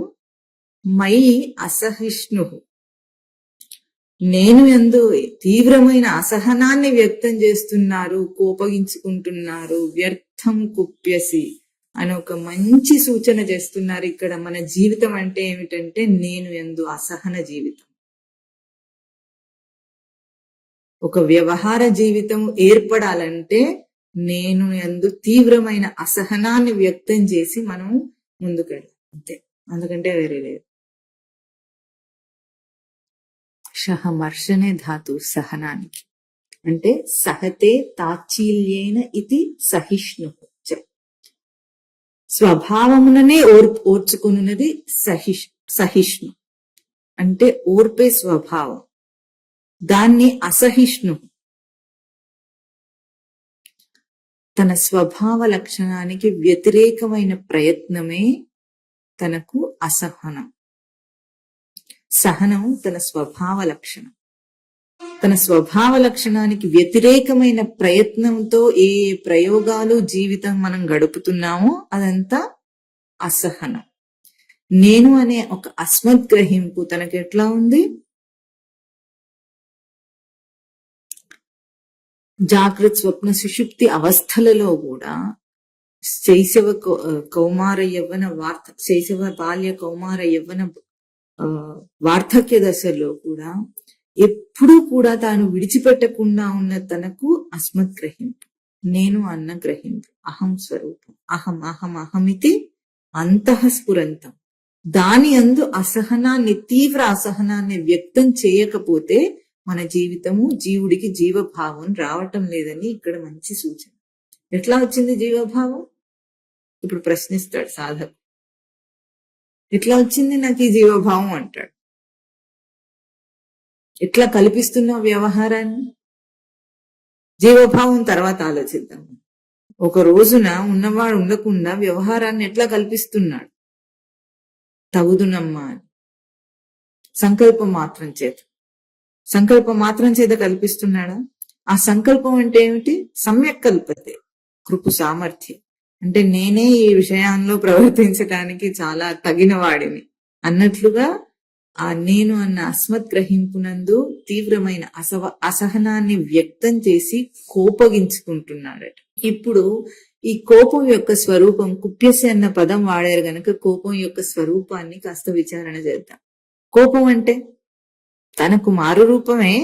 కోపం అనే ఒక భావ వ్యక్తీకరణ, తను ఎమోషన్ ఒకటి వ్యక్తం చేస్తున్నాడు కదా, దాని యొక్క ప్రయోగం ఎటువంటిది, దానికి పర్యవసానం ఎట్లాగుంటుంది? క్రోధాద్భవతి సమ్మోహ. అసలు కోపం అంటే మనం ఏం చేస్తున్నాం? ముందు కోపం ఎట్లా వస్తుంది? అసహనం వల్ల కోపం వస్తుంది. అంటే కోపం యొక్క స్వరూపం ఏమిటంటే దాన్ని ఎట్లా తాను అనుభవిస్తాడు, కోపాన్ని ఎట్లా అనుభవిస్తాడంటే, ఒక ఉదాహరణ చెప్తాను. ఒక అమ్మాయి ఆర్టీసీ బస్సులో వెళుతుంది. బస్ స్టాప్ లో బస్సు ఆపాడు. ఎక్కువగా ఎవరు లేకపోతే దిగే వాళ్ళు ఎవరు లేకపోతే ప్యాసింజర్స్ ఏం చేస్తాడు? ఒక క్షణం ఆపేసి దిగండి అని వెళుతూనే ఉంటాడు. ఆర్టీసీ బస్ డ్రైవర్ కి కామన్ సెన్స్ ఉండదు సాధారణంగా. అయితే దిగుతూ ఏమైంది? ఎక్కువసేపు ఆపలేదు, అంటే సెకండ్స్ కూడా ఆపకుండా దిగు అంటుంటే దిగేసింది, తొందరలో దిగాల్సి వచ్చింది. ఎట్లా ఉంటుంది? రోడ్డు మీద కదులుతున్న బస్ నుంచి రోడ్డు మీద కాలు పెడితే మూమెంట్ దానికి స్టేబుల్ గా ఉండలేదు కనుక ఏమైంది? కాలు పడి ఏమొస్తుంది? వాపు వచ్చింది, ఏదో అయ్యింది మడతపడి. అయితే వెంటనే ఆర్టీసీ బస్ డ్రైవర్ మీద కోపం వచ్చేసింది అమ్మాయికి. వాడు వెళ్ళిపోయాడు, ఆ బస్సు వెళ్ళిపోయింది, తన ఇంటికి వచ్చింది. ఇంటికి వచ్చి కాలు వాపు వచ్చింది, తనకి పట్టి కట్టించుకుని అంతా అయిపోయింది. అయిన తర్వాత వాడిని తలుసుకుంటుంటే నాకు కోపం వస్తుంది అని కోపంతో ఊగిపోతుంది. ఇప్పుడు ఈ కోపం వాడి మీద వచ్చింది. ఇప్పుడు ఒక సంఘటన రూపంలో చూస్తే మనకేమిటి? నిజంగా తప్పు డ్రైవర్దే అయి ఉండొచ్చు అక్కడ. ఎందుకంటే సరిగ్గా బస్సును ఆపితే వాళ్ళు స్థిరంగా దిగగలుగుతారు. తొందర పెట్టినట్లు చేస్తే ఎట్లా ఉంటుంది? తొందరపడి దిగేస్తారు. దిగి ఆ స్థిరంగా నిలవలేక కాలు మలకబడి ఉంటుంది. సంఘటన పరంగా కేవలం బాహ్యంగా ఇప్పుడు తప్పెవరిది? డ్రైవర్ది. కానీ డ్రైవర్ తొందర పెట్టినా కూడా తాను నిలకడగా ఉండి ఆగుమనని, లేదా వాడు వినకపోవచ్చు కూడా, బయట మూర్ఖంగా ఉంటుంది లోకం కాబట్టి వినకపోవచ్చు కూడా, అయినా సరే స్థిరంగా కాలు మోపలేకపోవటం అనే దాంట్లో తన దోషం కూడా ఉంది. కానీ ఇదంతా అయిపోయింది, సంఘటన అయిపోయింది, జరగవలసింది జరిగింది. కానీ ఇప్పుడు తన ఇంటికి వచ్చి కోపం వస్తుంది వాడి మీద. ఎందుకు? వారం రోజులు రెస్ట్ అన్నారు. రెస్ట్ అంటే వ్యవహారం అంతా ఆగిపోదు. తన జీవితంలో ఏమేమి ఆ వారంలో చేయాలనుకున్న మహత్కార్యాలు ఏమైనా ఉన్నాయో అవన్నీ ఆగిపోతాయి కదా. ఇప్పుడు కోపం వస్తుంది. ఇప్పుడు ఆ కోపం యొక్క స్వరూపాన్ని ఎట్లా వ్యక్తం చేస్తున్నారు? ఏమిటి ఆ ప్రయోగం? ఏమిటి వ్యక్తం చేసే రూపం? ఏమిటి తాను అనుభవిస్తున్నది ఏమిటి? మొట్టమొదటి ప్రయోగం ఏమిటంటే, ఏదేమైనా సరే దోషం తన మీద వేసుకోకుండా పక్కవాడి మీద నెట్టేయటం. విషయాత్మకంగానైనా సరే. దాన్ని తన స్వరూపాన్ని చెలింపజేసుకునే విధంగా తీసుకుని ప్రయోగించటం కోపం. పర్యవసానం ఏమిటి? వాడిక్కడ లేడు, వాడిని తిట్టుకుంటుంటే కూడా కోపం వచ్చి తాను అనుభవిస్తున్నాడు. అంటే ఎదుటివాని తప్పుని తాను బాధ రూపంలోకి తీసుకుని అనుభవిస్తున్నాడు. కోపం అంటే అది. ఎవడో తప్పు చేస్తాడు, నువ్వు కోపంతో ఊగిపోతున్నావు, వాడక్కడ లేడు, అయితే ఏమవుతుంది ఇప్పుడు? వాడికి అసలు ఆ విషయం కూడా తెలియదు. వాడికి ఆ అమ్మాయి కాలు మలకబడిందని డ్రైవర్కి ఏమైనా తెలుసా? తెలియదు. ఏం జరిగిందో అసలు సంబంధమే లేదు. నువ్వు కోపంతో ఊగిపోయినప్పుడు వాడు చేసిన తప్పును కేవలం వ్యావహారికంగా మాట్లాడుకున్నప్పుడు కూడా తాను అనుభవిస్తుంది. అంటే ఎదుటి వాళ్ళ తప్పును తనకు బాధగా తీసుకోవటం, తనను బాధించుకోవటం. ఇది ఎక్కడి న్యాయం? వాడెవడో తప్పు, ఒక వ్యవహార పరంగానైనా సరే వాడిదే తప్పు అనుకున్నా సరే నువ్వెందుకు బాధపడాలి? ఆ కోపం అనే ఆ భావాన్ని ఎవరు భరించాలి? స్వరూపం మీద ఎంతటి అసహనాన్ని ప్రకటిస్తే గాని ఆ కోపాన్ని ధారణ చేయలేడు. స్వరూపాన్ని నెట్టేయాలి, ఆ కోపాన్ని తీసుకోవాలి, ధారణ చేయాలి, దాన్ని నిలుపుకోవాలి. ఇంత పెద్ద భారం అది తనకక్కడ ఏమొచ్చింది? వాడిని తిట్టుకున్నా ఇప్పుడు ఏం రాదు, వెళ్ళి కంప్లైంట్ చేసినా ఏం రాదు. ఆర్టీసీ డ్రైవర్ల పొరపాటు వల్ల మనుషులు ప్రాణాలే పోతాయి, అయినా కూడా అడిగేవాడు ఎవడు ఉండడు, చేయగలిగింది ఏమి ఉండదు. కంప్లైంట్ చేసినా అక్కడేమి ఫలితం ఉండదు. కావాల్సింది ఏమిటి? అజాగ్రత్త నాది అని ఒక నిలకడగా అనుకొని లేదా ప్రారబ్ధం. ఇంకేం చేస్తాం? వాడిదే తప్పైనా ఆ అజాగ్రత్త తనది వల్ల ప్రారబ్ధం అనుభవించాల్సిందే. అట్లా అనుకుని వాడి మీద కోపగించి నేను చేయగలిగింది ఏముంది ఇప్పుడు? విషయాన్ని విచారణ చేయటం తప్పు కాదు, అక్కడ ఏం జరిగింది అని. కానీ ఆ కోపం అనే భావాన్ని ధారణ చేయటం తనకు అసహనం. తన సహజ స్వరూపం నేను అన్న గుర్తింపు నుండి పక్కకొస్తే తప్ప ఈ పనులన్నీ చేయలేడు మనిషి. ఎవ్వరే తప్పు చేసినా సరే, ఏ ఒప్పు చేసినా సరే, ఒప్పైనా అంతే. అప్పటికి తన స్వరూపం మీద అసహనం వస్తే గాని తనకు మారు రూపం అనేది సృష్టింపబడదు. సృష్టిలో ఉనికికి మారు రూపం లేదు, కానీ జగత్తులో నేను అన్న అంశంకు పూర్తి మారు రూపమే ఈ జగత్తంతా. ఎట్లా? నేను మీద అసహనం వల్ల అసహిష్ణు కుప్యసి. ఇప్పుడు దీన్ని తప్పించటం ఎట్లా? సమచిత్త భవ అంటున్నారు. ఎట్లా సమచిత్తంని కావాలి ఇప్పుడు? నేను సమచిత్త అంటే కూడా అక్కడ అర్థం చేసుకోవాలి. అక్కడ మూడు కూడా చెప్పినట్లే, చిత్తము, బుద్ధి, మనస్సు బుద్ధి చిత్తం మూడింటిని చెప్పినట్లే. చిత్తం చెప్పిన అంటే సమమైన చిత్తం గలవాడు, సమమైన బుద్ధి గలవాడు, సమమైన మనస్సు గలవాడివి అగుము. ఎట్లాగో ఏ త్వయి అన్న అంశమును తనకు మారు రూపంగా చేసుకున్నాడో, అంటే నేను ఎందు అసహనం వల్ల ఆ నీవు అన్న అంశం వచ్చిందో దాన్ని తప్పించాలంటే ఇక్కడ అక్కడ ఉన్న ఒకటే అయిన విష్ణుతత్వాన్ని దర్శనం చేయాలంటే, సర్వవ్యాపకమైన ఉనికియే ఇక్కడ అక్కడ ఉంది, నేనుయే ఇక్కడ అక్కడ ఉంది అని దర్శనం చేయాలంటే సమచిత్త భవ. మంచి సూచన. మనకు ఏం కావాలి? ఎట్లా చేయాలండి సాధన అంటే ఇట్లాంటి సూచనలు చెప్తున్నాయి శ్లోకాలన్నీ కూడా. అది తీసుకొని ఆచరించాలి. మననం చేయటం కూడా కాదు. మననం చేయటం ఒక ఎత్తు అయితే, ఆ మననం చేసింది ఇప్పుడు మనకు అక్కడ అర్థమైంది. సమచిత్త భవ, సమత్వమును సాధించు అని అర్థమైంది. దాన్ని ఆచరించద్దు. సమచిత్తుడు అయితే కదా అది అర్థమవుతుంది. ఏమర్థమవుతుంది? నేను ఎందు నీవు ఎందు ఇది విష్ణుత్వమే ఉంది అని దర్శనం చేయాలనుకుంటే, సర్వత్ర అదే విష్ణుతత్వం ఉందని దర్శనం చేయాలనుకుంటే సమచిత్త భవ. ఇప్పుడు ఈ సమము అనే ఆ అర్థాన్ని అర్థం చేసుకుందాం, ఎందుకంటే ఈ శ్లోకంలో అదే ముఖ్యమైన సూచన. సమత్వం ఎట్లా వస్తుంది? సమత్వం అంటే ఏమిటి? లోకంలో సమత్వం అంటే నీది దేహమే, నాది దేహమే, నీది మాంసం, నాది మాంసం, నిన్నుకొస్తే రక్తం, నన్నుకొస్తే రక్తం, నీదెరుపు నాదెరుపు, అంతేనా?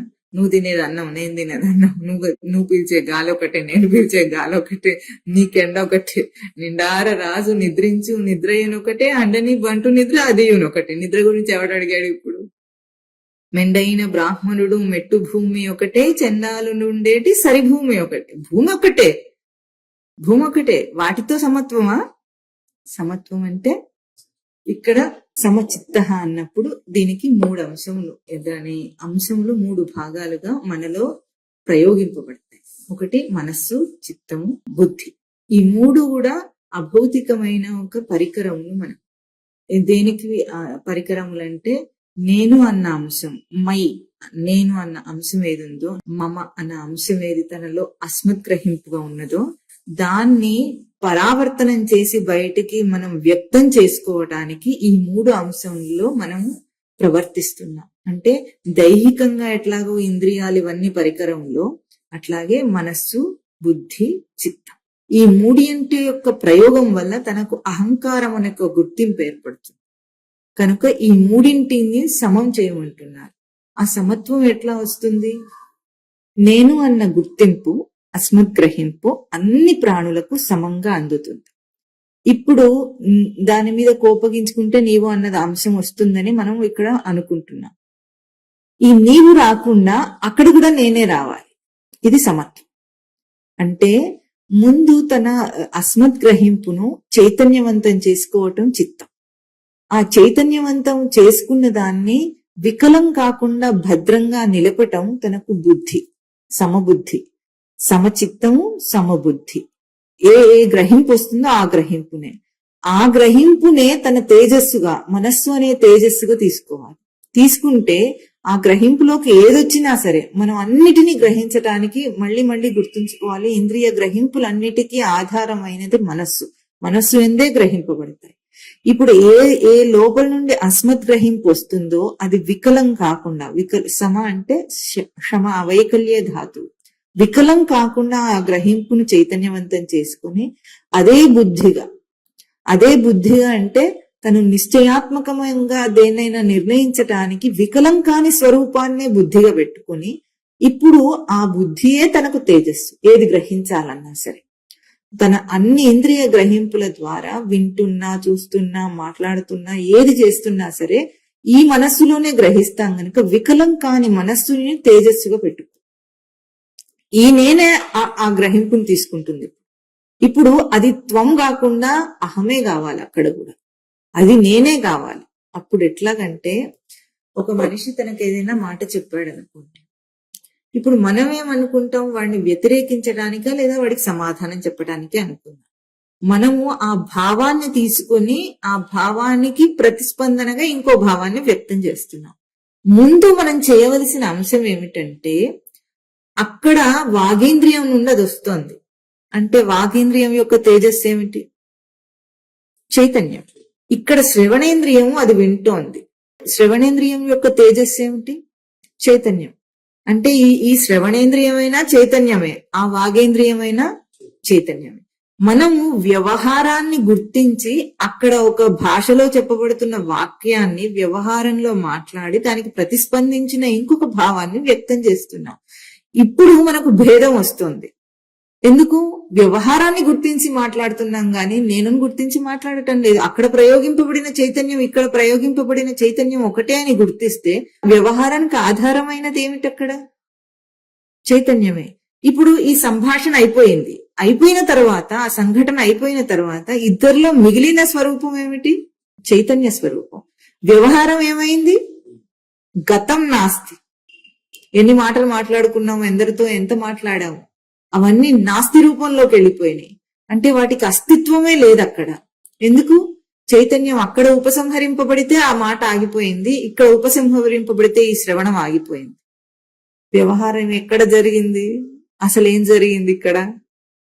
దీనివల్ల పర్యవసానము నేను మీద అసహనము, అక్కడ త్వం యొక్క, నీవు యొక్క సృష్టి, కల్పన. సృష్టి కూడా కదా, కల్పన. ఇట్లా మన జీవితం అంతా మనం చేస్తుంది కల్పనే. క్షణానికి కల్పించుకొని మాట్లాడుతున్నాం. నీవు నేమను మతి భ్రమణమున భిన్నులై ప్రవర్తిస్తున్నాం. ఇది మతి భ్రమణం.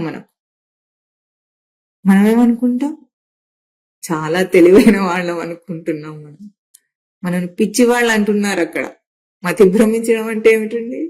అదేదో కాస్త మంచి భాషలో చెప్తే మతి భ్రమణం అని సంస్కృతంలో ఉంది కానీ పదం తెలుగులో చెబితే ఏమిటి? పిచ్చివాడు. ఎప్పుడు అంతటా ప్రవర్తిస్తున్న అన్ని ప్రక్రియలకు, అన్ని ప్రయోగాలకు, అన్ని కదలికలకు ఆధారమైన చైతన్యాన్ని గుర్తించకుండా ఏ వ్యవహారం చేస్తున్నామో ఆ వ్యవహారం వల్ల ఇది సరి, ఇది తప్పు, ఇది మంచి, ఇది చెడు, ఇది కావాలి, ఇది వద్దు, ఇది సుఖం, ఇది దుఃఖం, ఇది వీడు నావాడు, వీడు కాదు అని ఎన్ని భిన్న భావాలను కల్పించుకున్నామో అదంతా నేను యందు అసహనమే. అంటే ఏం చేసినా సరే తను వ్యవహారం చేస్తున్నాడంటే నేను యందు అసహనాన్ని వ్యక్తం చేస్తున్నాడని ముందు గుర్తించాలి. ఎట్లా తప్పించుకోవాలి ఈ వ్యవహారాన్ని? ఒక జ్ఞాని మాత్రం అది చేయగలడు. ఎట్లా చేస్తుంటాడు? పరిభాషలో మనకు కనిపిస్తున్న పరిభాషలో నీవు అనే ప్రయోగం చేయొచ్చు. కానీ అక్కడ ఎందుకు నీవు అని ప్రయోగం చేసినా తన యందు తనకు తన నేను అన్న అంశం కనుక దర్శింపబడితే ఎదుటి వ్యక్తిలోని నేను చూడగలడు. అందుకే ఇక్కడ గురుదేవులు ఒక మంచి సూచన సామాన్య సాధకులకు, గృహస్థులందరికీ కూడా బాగా చెప్తున్నది ఏమిటంటే, ప్రతిసారి చెప్తున్నారు అది ఏమిటి? నువ్వు జీవుడవు, ఎదుటిగా నీకు ఉన్న భార్య జీవుడు, పిల్లలు జీవులు, తల్లి, తండ్రి, అన్న, తమ్ముడు, అక్క, చెల్లి అందరూ జీవులు. ఇప్పుడు బ్రహ్మస్వరూపం చెప్పలేదు కానీ ఆ జీవుడే తర్వాత బ్రహ్మమవుతాడు. కానీ ముందు జీవుడిగా గుర్తించు. మనం ఎట్లా రూపములతో, నామరూప క్రియాగుణములతో ఉన్న లింగ భేదములతో, ఎన్నో భేదాలతో గుర్తిస్తున్నాం. ముందు ఆ భేదమైనా తీసేస్తే ఇక్కడ ఉన్నాడు జీవుడే, అక్కడ ఉన్నవాడు జీవుడే. జీవుడుగా సంధానం చేసుకొని బ్రతికితే ఆ తర్వాత చైతన్యం నేను అర్థమవుతుంది. ముందు మనం అదే చేయలేము. వ్యక్తిగత రూపాలను ఎంతగా గుర్తించటం అభ్యాసం చేసాం మనం.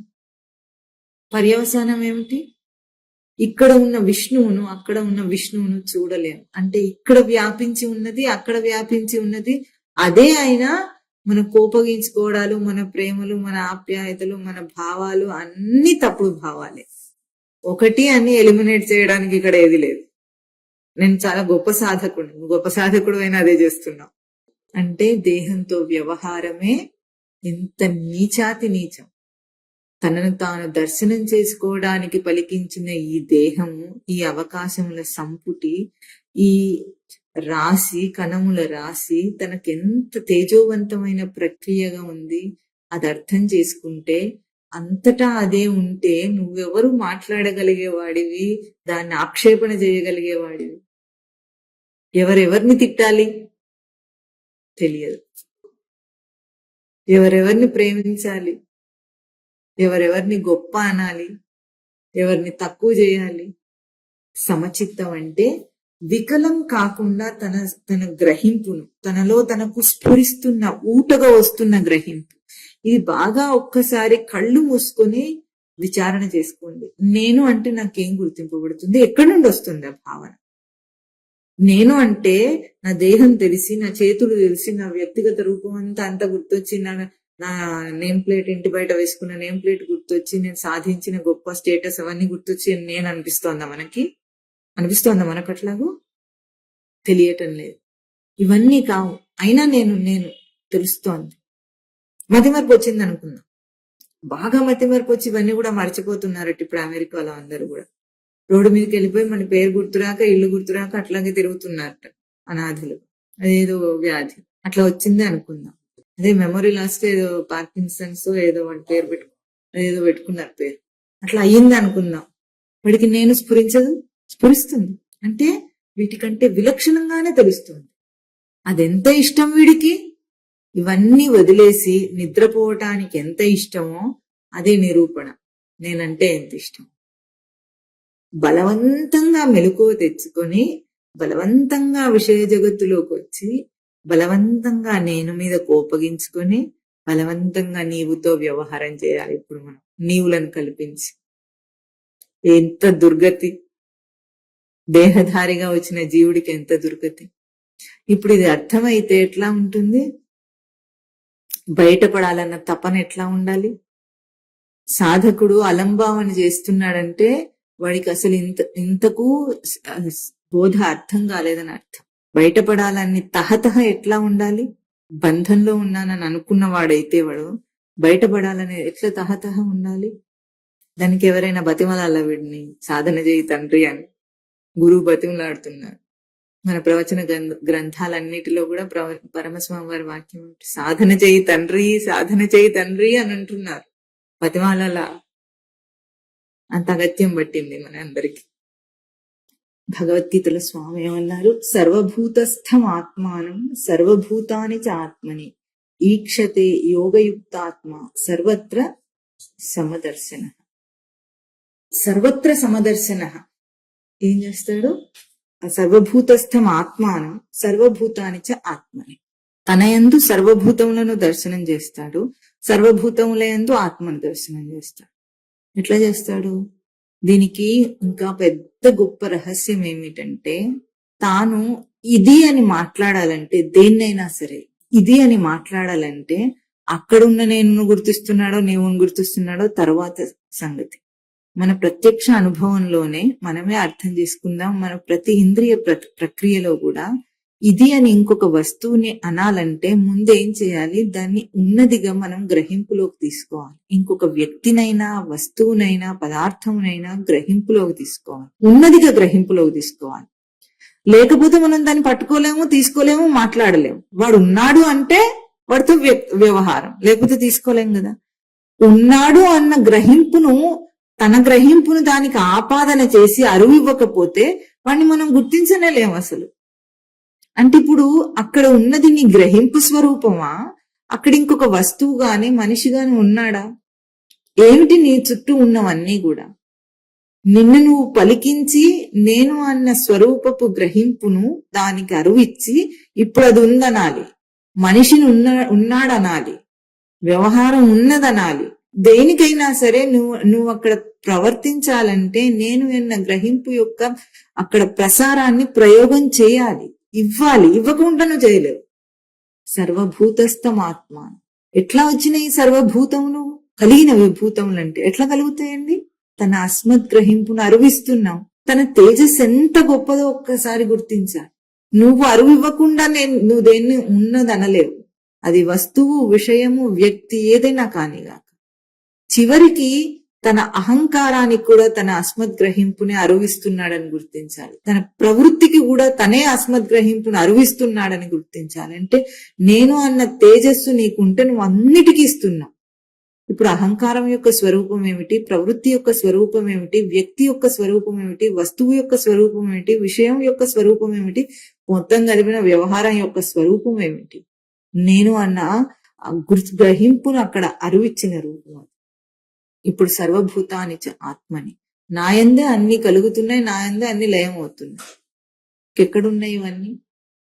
ఈ చిన్న గ్రహింపు వస్తే తన ప్రతి కదలికలో, ప్రతి భావనలో, ప్రతి విచారణలో ఎప్పుడైతే ఈ భావం వచ్చిందో తను ఏం చేసుకోగలుగుతాడు? ఉపసంహార స్థితిని అనుభవించగలుగుతాడు. ఎందుకంటే ప్రతి విషయాంశంలో ప్రతి ఒక్క విషయం దాటుతున్నప్పుడు మనం ఉపసంహారం చేసుకుంటున్నాం. ఇదే సృష్టి రచన అనుకోండి, లేదా తన తేజస్సే తనకు అనుకున్నా ఒకటే. ఇది తనకున్న గొప్ప వరం. ఏమిటంటే ప్రయోగము ఉంది, ప్రసారం ఉంది, దానికి ఉపసంహరణ తనలోనే జరుగుతుంది. ప్రతి అంశం నుండి తాను ఉపసంహరించుకొని తన దృష్టిలోంచి దాన్ని తీసేసుకుంటున్నాడు. ఇప్పుడు కాసేపు ఒక వస్తువుతో కాసేపు ఒక ల్యాప్టాప్ ఉందనుకుందాం. ఆ ల్యాప్టాప్ తో కాసేపు పని చేసుకొని దాన్ని అక్కడ వదిలేసి ఏం చేస్తున్నాడు? ఇంకొక విషయం మీదికి తనను మరల్చాలి తన దృష్టిని. ఏం చేస్తాడు? దీని మీదికి అది ఉంది అని ఏ అంశమును అక్కడ అరువిచ్చాడో దాన్ని ఉపసంహారం చేసుకొని ఇంకో దాని మీదకి వెళ్ళిపోతున్నాడు. అంటే ప్రతి ప్రక్రియలో మనకు ప్రసారము, ఉపసంహారం రెండు అర్థమవుతున్నాయి. ఇది వరం మనం. ఇవన్నీ పోగా జాగ్రత్త అవస్థను దాటి నిద్రావస్థ తనకి గొప్ప ఉపసంహారం రోజు చేస్తున్నాడు దాన్ని. అంటే ఒకేసారి అన్నిటి నుండి అన్ని ఇంద్రియ గ్రహింపులను ఉపసంహరించుకుంటున్నాడు. ఈ తేజస్సును ప్రయోగించని క్షణం లేదు, ప్రయోగించని వ్యక్తి లేడు, ప్రయోగించని జీవుడు లేడు. కించిత్ మాత్రం ఆలోచిస్తే ఎంత గొప్ప తేజస్సుతో మనం ప్రవర్తిస్తున్నామో అర్థమవుతుంది. ఈ ఉపసంహార స్థితిని అనుభవించగలుగుతాడు, ఎప్పుడు విచారణ చేస్తాడో, నేనే ఇది కల్పించుకుంటున్నానని తెలుసుకుంటాడో, బాధ అయినా ఆనందమైన, వ్యవహారికంగా వచ్చే సంతోషమైనా ఏదైనా సరే అన్నిటినీ నేను కల్పించుకుంటున్నానని అర్థం చేసుకున్నవాడు ఉపసంహారం చేసుకుంటాడు. కానీ మన నాటకం కాసేపు నాటకం ఆడుతూ ఉంటాం. నాటకంలో కాస్త బాధలు అవన్నీ అనుభవిస్తుంటేనే మనకు చాలా ఆనందంగా కూడా ఉంటుంది. అట్లా లేకపోతే తోచదు. రొటీన్ గా ఉంటే ఏం తోచినట్లు ఉండదు. కాస్త కష్టాలు వస్తూ ఉంటే, కష్టపడుతూ ఉంటే, కాసేపు ఏడుస్తూ ఉంటే, కాసేపు నవ్వుతూ ఉంటేనే తోచినట్లు ఉంటుంది మనకి. కానీ మనం అది నచ్చట్లేదు. మనకు బయటగా అది అట్లా అనిపిస్తోంది, మన జీవితం అట్లా బాగుందని. కానీ మనం ఏం చేస్తున్నాం? వద్దని ఎట్లా పడుకుంటున్నావు? వద్దని కల్పించుకున్న తన జగత్తును వద్దని అలసిపోయి, ఎవరో ఇంద్రియాలన్నీ కూడా అలసిపోయినట్లు, మన భాష ఇదంతా అలసిపోయినట్లు, ఇంకా చాలు నీ ప్రక్రియ ఇంకా ఆపే అని చెప్తున్నట్లుగా, బలవంత పెడుతున్నట్లుగా ఉపసంహరించుకొని హాయిగా ఉన్నాను అనుకుంటున్నాను. అరువు ఇవ్వటాన్ని ఆపేస్తాడు కాసేపు. ఈ రెండు ప్రక్రియలు బాగా గుర్తింపబడాలి మనకు. తాను అరువిచ్చేదాకా ఏ విషయము, ఏ వస్తువు, ఏ వ్యక్తి చైతన్య రూపుడు కాడు. మన వ్యవహారం అంటేనే మనం ఇచ్చేసామనే అర్థం. మనకు అర్థమైనా కాకపోయినా, మనకు అది నిలబెట్టి చూచే నిలకడ లేకపోయినా జరిగింది అదే. ఇది గుర్తించి నేను అనే అంశమును కాదంటే గాని నేను అక్కడ అరువు ఇవ్వనని గుర్తించి, త్వం అనే అంశం సృష్టిలో వచ్చిందంటే నేను ఎందు అసహనాన్ని వ్యక్తం చేసి నీవుని సృష్టి చేసుకున్నావు, కల్పించుకున్నావు అని గుర్తించి ఇప్పుడు జీవితంలో సాధన చేయాలి. ఇది తెలిస్తే సరిపోదు. దీని నుండి ఉపసంహరించుకునే చిత్తాన్ని సమచిత్తం అంటున్నారు ఇక్కడ. ఈ సమబుద్ధి, ఈ సమచిత్తం, సమమైన మనస్సు, ఈ మూడు లక్షణాలు మనకు ఎట్లా గుర్తింపబడాలి? ఇవి కూడా చాలా ముఖ్యమైన అంశాలు. ఎందుకంటే భగవద్గీతలో ధ్యాన యోగంలో సమత్వం గురించి యుక్తం అనే పదమును, సమత్వము, యోగము, ఈ మూడు పదములను నిర్వచనం చేసుకుంటూ వచ్చారు స్వామి ఒక క్రమంలో. ఈ శ్లోకాల్లో మనకు అర్థం అవ్వచ్చు, ఆ శ్లోకాలు మననం చేస్తే అర్థమవుతుంది. కానీ తనలో సమచిత్తము, తనలో సమమైన బుద్ధి, సమమైన మనస్సు, ఈ మూడు కూడా సాధకుడు తరచి చూసుకోవాలి. ముందు మనం ఏమన్నా ఇవాళ తరచి చూసుకునే సాధన చాలా ముఖ్యమని. ఈ తరచి చూసుకున్నప్పుడు ఎట్లా గుర్తింపబడుతుంది? సమచిత్తము, సమమైన బుద్ధి, సమమైన మనస్సు అని మనం చూసుకోవడానికి ఇక్కడ ఒక విచారణ చేసుకుందాం. చిత్తం అంటే చైతన్యవంతం చేసుకోవటం అన్నాం. తనను తాను చైతన్యవంతం చేసుకుంటున్నప్పుడు ఎట్లా చైతన్యవంతం చేసుకుంటున్నాడో ఒక విషయంలో నిలకడగా చూడండి. అంటే ఒక మనిషి, ఒక వ్యక్తి ఒక మాట అన్నాడు, తీవ్రమైన ప్రతిస్పందన వస్తుంది మనకు. ఒక్కోసారి వస్తుందా? వెంటనే దానికి ప్రతిస్పందన మాట మాట్లాడేస్తాం మనం. ఆ మాట్లాడినప్పుడు తనను తాను చైతన్యవంతం చేసుకునే ఆ బుద్ధి ఎట్లా వచ్చిందంటే, ఆ వ్యక్తి యొక్క మాట ప్రభావం వల్ల చైతన్యవంతం చేసుకున్నాడు గాని తనను తాను నిలకడగా చైతన్యవంతం చేసుకోలేదు. అదే మాటను, అదే ప్రతిస్పందనను కాసేపు నిలకడగా ఆగి, అంటే మనం ఏమంటాం లోకంలో దీన్ని ఏమంటాం అంటే ఆగి మాట్లాడొచ్చు, ఆలోచించి మాట్లాడొచ్చు. ఈ విషయాన్ని స్వామివారు కూడా చాలా సార్లు మనకు ప్రస్తావన చేస్తున్నారు. ఏదైనా చెప్పగానే దూకినట్లుగా మాట అనేస్తున్నామంటే ఆ విషయానికి ప్రతిస్పందించిన చైతన్యం మనది. విషయాత్మకంగా అది దానికి ప్రతిస్పందన అది రావాలి.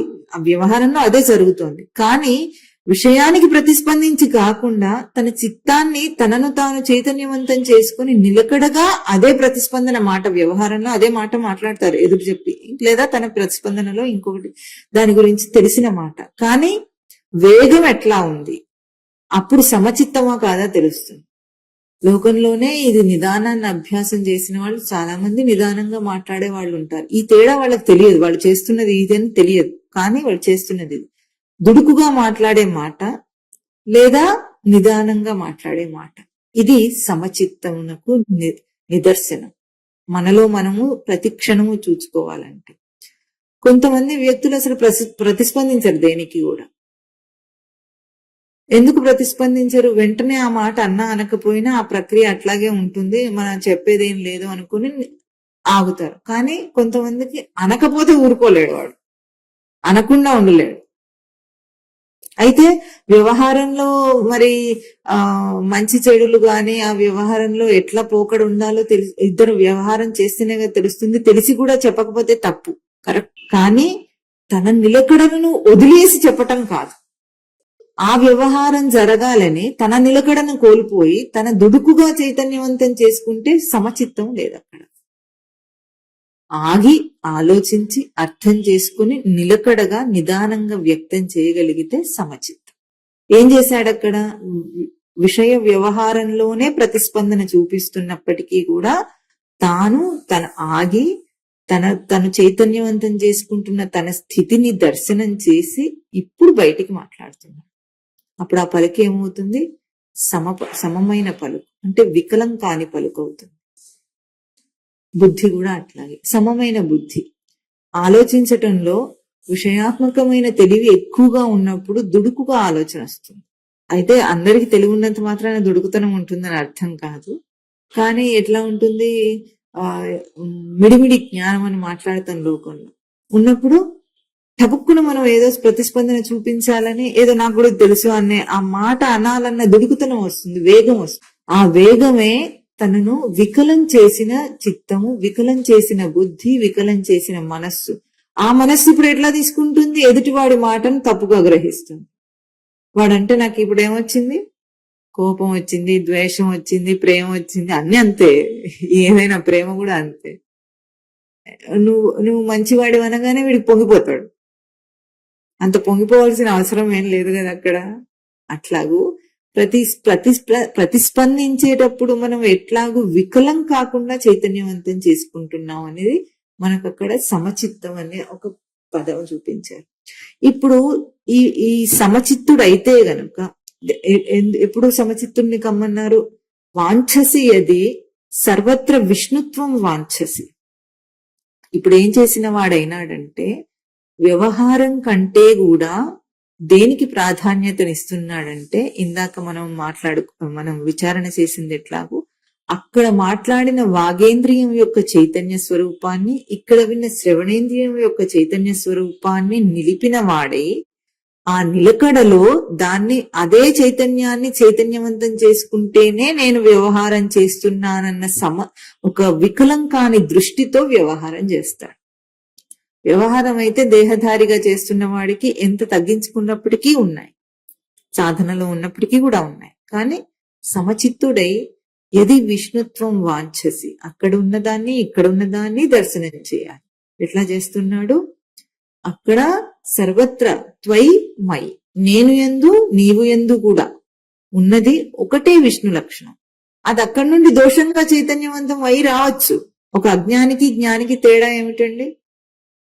జ్ఞాని అంటే తెలిసిన వాడు జ్ఞాని, అజ్ఞాని తెలియని వాడు అజ్ఞాని. ఏమిటి అంటే మళ్ళీ ఇప్పుడు తన అంశం వస్తుంది.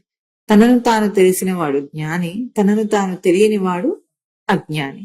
ఈ అజ్ఞాని జ్ఞాని మాట్లాడుకుంటున్నారనే అనుకుందాం. అక్కడ కూడా కొంచెం ఎప్పుడెప్పుడు ఉదాహరణకి గురు శిష్యులు. గురువు తెలిసిన స్వరూపం, శిష్యుడు తెలియని స్వరూపం. ఆ తెలిసిన స్వరూపానికి తెలియని స్వరూపానికి సంభాషణనే అనుకుందాం. అప్పుడు మాట్లాడి వ్యవహారమే జరుగుతోంది కదా బయటికి చూడటానికి. కానీ గురువు ఎట్లా ఉన్నారు? స్వరూపం తెలిసిన స్వరూపాన్ని నిలుపుకొని వ్యక్తం చేస్తున్న స్వరూపము గురువు. శిష్యుడు ఎట్లా ఉంటాడు? తెలుసుకునే ప్రయత్నంలో ఉన్నవాడు గనుక తెలుసుకోవడంలో అవకతవకలు ఉండొచ్చు, వాడి ఏదైనా ఉండొచ్చు, అంటే లోటుపాట్లు ఉండొచ్చు, అప్పుడు మాట్లాడుతున్నాడు. ఇప్పుడు ఈ రెండింటిలో కూడా సమచిత్తం ఎట్లా ఉంది? గురువు యొక్క సమచిత్తము. ఇప్పుడు అక్కడ కూడా వాడు కూడా నాలాంటి బ్రహ్మస్వరూపుడే. వాడిని సవరించడానికి ఎందుకు ప్రయత్నం చేస్తున్నాడు? వాడి బ్రహ్మస్వరూపాన్ని వాడు గుర్తించలేకపోతున్నాడు గనుక సవరణ కోసం ప్రయత్నం చేస్తున్నది గురువు స్వరూపం. అంతేనా? ఇది సమచిత్త లక్షణం. అప్పుడే అక్కడ ఇక్కడ దర్శనం చేసిన వాడవుతాడు. దుడుకుతనంతో కాదంటే తనను తాను దుడుకుగా చైతన్యవంతం చేసుకోవటం సమచిత్తం కాదు, వికల చిత్తం అవుతుంది. ఆ వికల చిత్తం కేవలం తన చిత్తమునకు కాదు, అక్కడ ఉన్న విష్ణుత్వానికి ఇక్కడ ఉన్న విష్ణుత్వానికి భంగ కారణం. మనం లోకంలో ఇంత భిన్నత్వాన్ని దర్శనం చేస్తున్నాం అంటేనే అర్థం అది. లోకంలో ఎట్లా ఉన్నారు, పెద్ద పెద్ద మఠాధిపతులు, పీఠాధిపతులు, మతాధికారులు కూడా ఏం చేస్తున్నారు, నేను కరెక్ట్, నువ్వు కాదు, మా అద్వైతమే కరెక్ట్, మా అద్వైతంలో బ్రహ్మమే గొప్పది, నీ ద్వైతంలో పరమాత్మ గొప్పగా. ఎవరిని కాదంటున్నారు వీళ్ళు? ఎవరినండి కాదంటుంది? పరమాత్మని. వాళ్ళ భేదమేమో జీవుడితో పోల్చి, అద్వైతమేమో జీవుడు దేవుడు ఒకటే అంటుంది, ఇద్దరు ఒకటే అంటున్నారు, బ్రహ్మస్వరూపం జీవుడు ఒకటే అంటున్నారు. అద్వైతం ఏమంటుంది, వీడు వేరు వాడు వేరు అంటున్నారు. కానీ వీడు కాదనటంలో అక్కడున్న పరమాత్మనే కాదనిస్తున్నాడు. నా బ్రహ్మస్వరూపం గొప్పది, అద్వైతంలో చెప్పబడిన బ్రహ్మస్వరూపం గొప్పది, మీరు చెప్పిన పరమాత్మ ఏమన్నా తెలివి ఉన్నట్లా? దేని మాట్లాడుతున్నారు ఇప్పుడు? తన గురించి తనకేం పట్టలేదు ఇప్పుడు, వాడు ఏమైపోతున్నాడు, ఎట్లా ఉన్నాడని. బ్రహ్మమునే ఇప్పుడు వీడు ఎంచి చూసేవాడు, అంత గొప్పవాడైపోయాడు. కనుక భేద బుద్ధి అంటేనే అజ్ఞానం. అజ్ఞానం చేతనే భేద బుద్ధి వస్తుంది, గాని లోకంలో తనను తాను తెలుసుకున్న వాడికి ఈ భేదం ఉండదు. ఎవరేమంటే ఏమి గనుక, ఎవరు ఏం మాట్లాడినా, ఏ శబ్దం వచ్చినా, ఎక్కడ ఏ కదలిక జరిగినా, ఏది జరిగినా సృష్టిలో దేని యొక్క చైతన్యం వల్ల జరుగుతోంది? ఇప్పుడు అక్కడ ఆ పటాలన్నీ వేలాడదీస్తున్నాయి, అవి కదులుతున్నాయి. ఎందుకు కదులుతున్నాయి చెప్పండి? గాలికి కదులుతున్నాయి. అంటే గాలి అనే ఒక రూపం వాటిని కదిలించగలుగుతుంది. ఇక్కడ ఒక కాగితం రెపరెపలాడుతుంది, అప్పుడు అది కూడా గాలి. ఇప్పుడు ఈ ఈ పటాలు గాని ఆ కాగితం గాని జడస్వరూపాలు, వాటి కదలిక లేదు. కానీ మనకు యుక్తిపరంగా మనకేం తెలుసు, అవి కదిలినాయి అంటే గాలి వల్ల కదులుతాయి. అదే ఒక మనిషి కదిలితే తన చైతన్యం వల్ల కదులుతాడు. అవి జడస్వరూపములు, వీడేమో చైతన్య రూపుడైన మనిషి, మనకేమో తేడా తెలుస్తుంది. గాలి ఏమిటండి? గాలి వల్ల ఎందుకు కదులుతాయి వస్తువులు? గాలికి చలనం ఉందా? గాలి కదిలిస్తే కదిలినాయి చెప్పేశాం. గాలికి చలనం ఉందా? ఎందుకు కదిలించగలుగుతోంది? గాలి యొక్క చలనము భూమి యొక్క భ్రమణం వల్ల కలిగింది. భూమి కదులుతోంది. ఎట్లా కదులుతోంది? తన చుట్టూ తాను తిరుగుతోంది. ఎట్లా తిరుగుతోంది? ఇవన్నీ జడాలు కదా, మనకు తెలుసు కదా. యుక్తి చాలా ఎక్కువ, మనకి తెలివి ఎక్కువ కనుక. ఇప్పుడు భూమి కూడా జడమే, అయినా తిరుగుతోంది. ఎవరు తిప్పుతున్నారు? సూర్యుడు అయస్కాంతం చేసి తిప్పేస్తున్నాడు. సూర్యుడు ఏం చేసి తిప్పగలడు, అయస్కాంతం చేయగలడు? తనకేముంది? సూర్యుడు కూడా జడమే కదా. Sun is a non living thing అని నేర్పించేస్తారు పిల్లలకి. ఏం చేస్తే మరి ఆ జడ వస్తువు, ఈ జడ వస్తువు భూమిని తిప్పుతోంది, భూమి తిరిగినందువల్ల వాయువుకి చలనం వచ్చింది, చలనం వచ్చి ఒక జడ వస్తువును కదిలిస్తోందట. ఇప్పుడు చెప్పండి, ఏం చేసి ఈ జడములన్నీ కదులుతున్నాయి? అదే మనం కదలంటే అంత ప్రయాస లేదు మనకు. ఏమిటి? మనలో చైతన్యం ఉంది, కావాలనుకుంటే కదిలిపోతున్నాం. ఏ చైతన్యం అంతటా లేకపోతే సూర్యుడి నిశ్చలత్వమే భూమిని అయస్కాంతం చేయగలుగుతోంది. తనలో తాను నిశ్చలంగా ఉన్నాడు గనుకనే సూర్యుడు భూమిని అయస్కాంతం చేస్తున్నాడు. తనలో తాను నిశ్చలంగా ఉంది గనుకనే భూమి తన చుట్టూ తాను తిరుగుతూ చంచలంగా కదలటం లేదు, క్రమబద్ధంలో కదులుతుంది. తనలో తాను నిశ్చలంగా ఉంది గనుకనే భూమి యొక్క భ్రమణం వలన వాయువుకు చలనం వచ్చింది. తనలో తను నిశ్చలంగా ఉంది గనుకనే ఆ వాయువు యొక్క చలనం దీన్ని కదిలించింది. ఆ నిశ్చలత్వమే నీ చైతన్య స్వరూపం కాదా? ఇప్పుడు అక్కడున్న చైతన్యం, ఇక్కడున్న చైతన్యం వేరా? పంచమహాభూతములు నిశ్చలంగా ఏ ఆత్మలక్షణమును నిలుపుకుంటే ప్రవర్తిస్తున్నాయో ఆ ఆత్మలక్షణమును నిలుపుకొనే నువ్వు కూడా చైతన్యవంతుడివై ప్రవర్తిస్తున్నావు. సృష్టిలో ఏ కదలిక జరిగినా, ఎక్కడ ఏ ప్రయోగం జరిగినా ముందు దాన్ని గుర్తించు, శబ్దాన్ని గుర్తించు. ఏ శబ్దం జరిగిందన్నా ఎవరో ఒకరు పలికిస్తే జరుగుతోంది. పలికించుట అన్న అంశాన్ని గుర్తించు. ఎవరు ఏమిటి, ఏ పక్షి పలికింది కాదు నువ్వు తెలుసుకోవాల్సింది. కోకిల పాడిందా, లేదా పిచ్చుకన అరిచిందా, లేదా ఇదేమిటి చిలుక, రామచిలుక అరిచిందా? ఏమిటి? ఈ పక్షి శబ్దాలు కాదు నీకు కావాల్సింది. ఏం జరిగింది అక్కడ? పలికింపబడింది. ముందు అది తెలియదు మనకేం తెలుసు?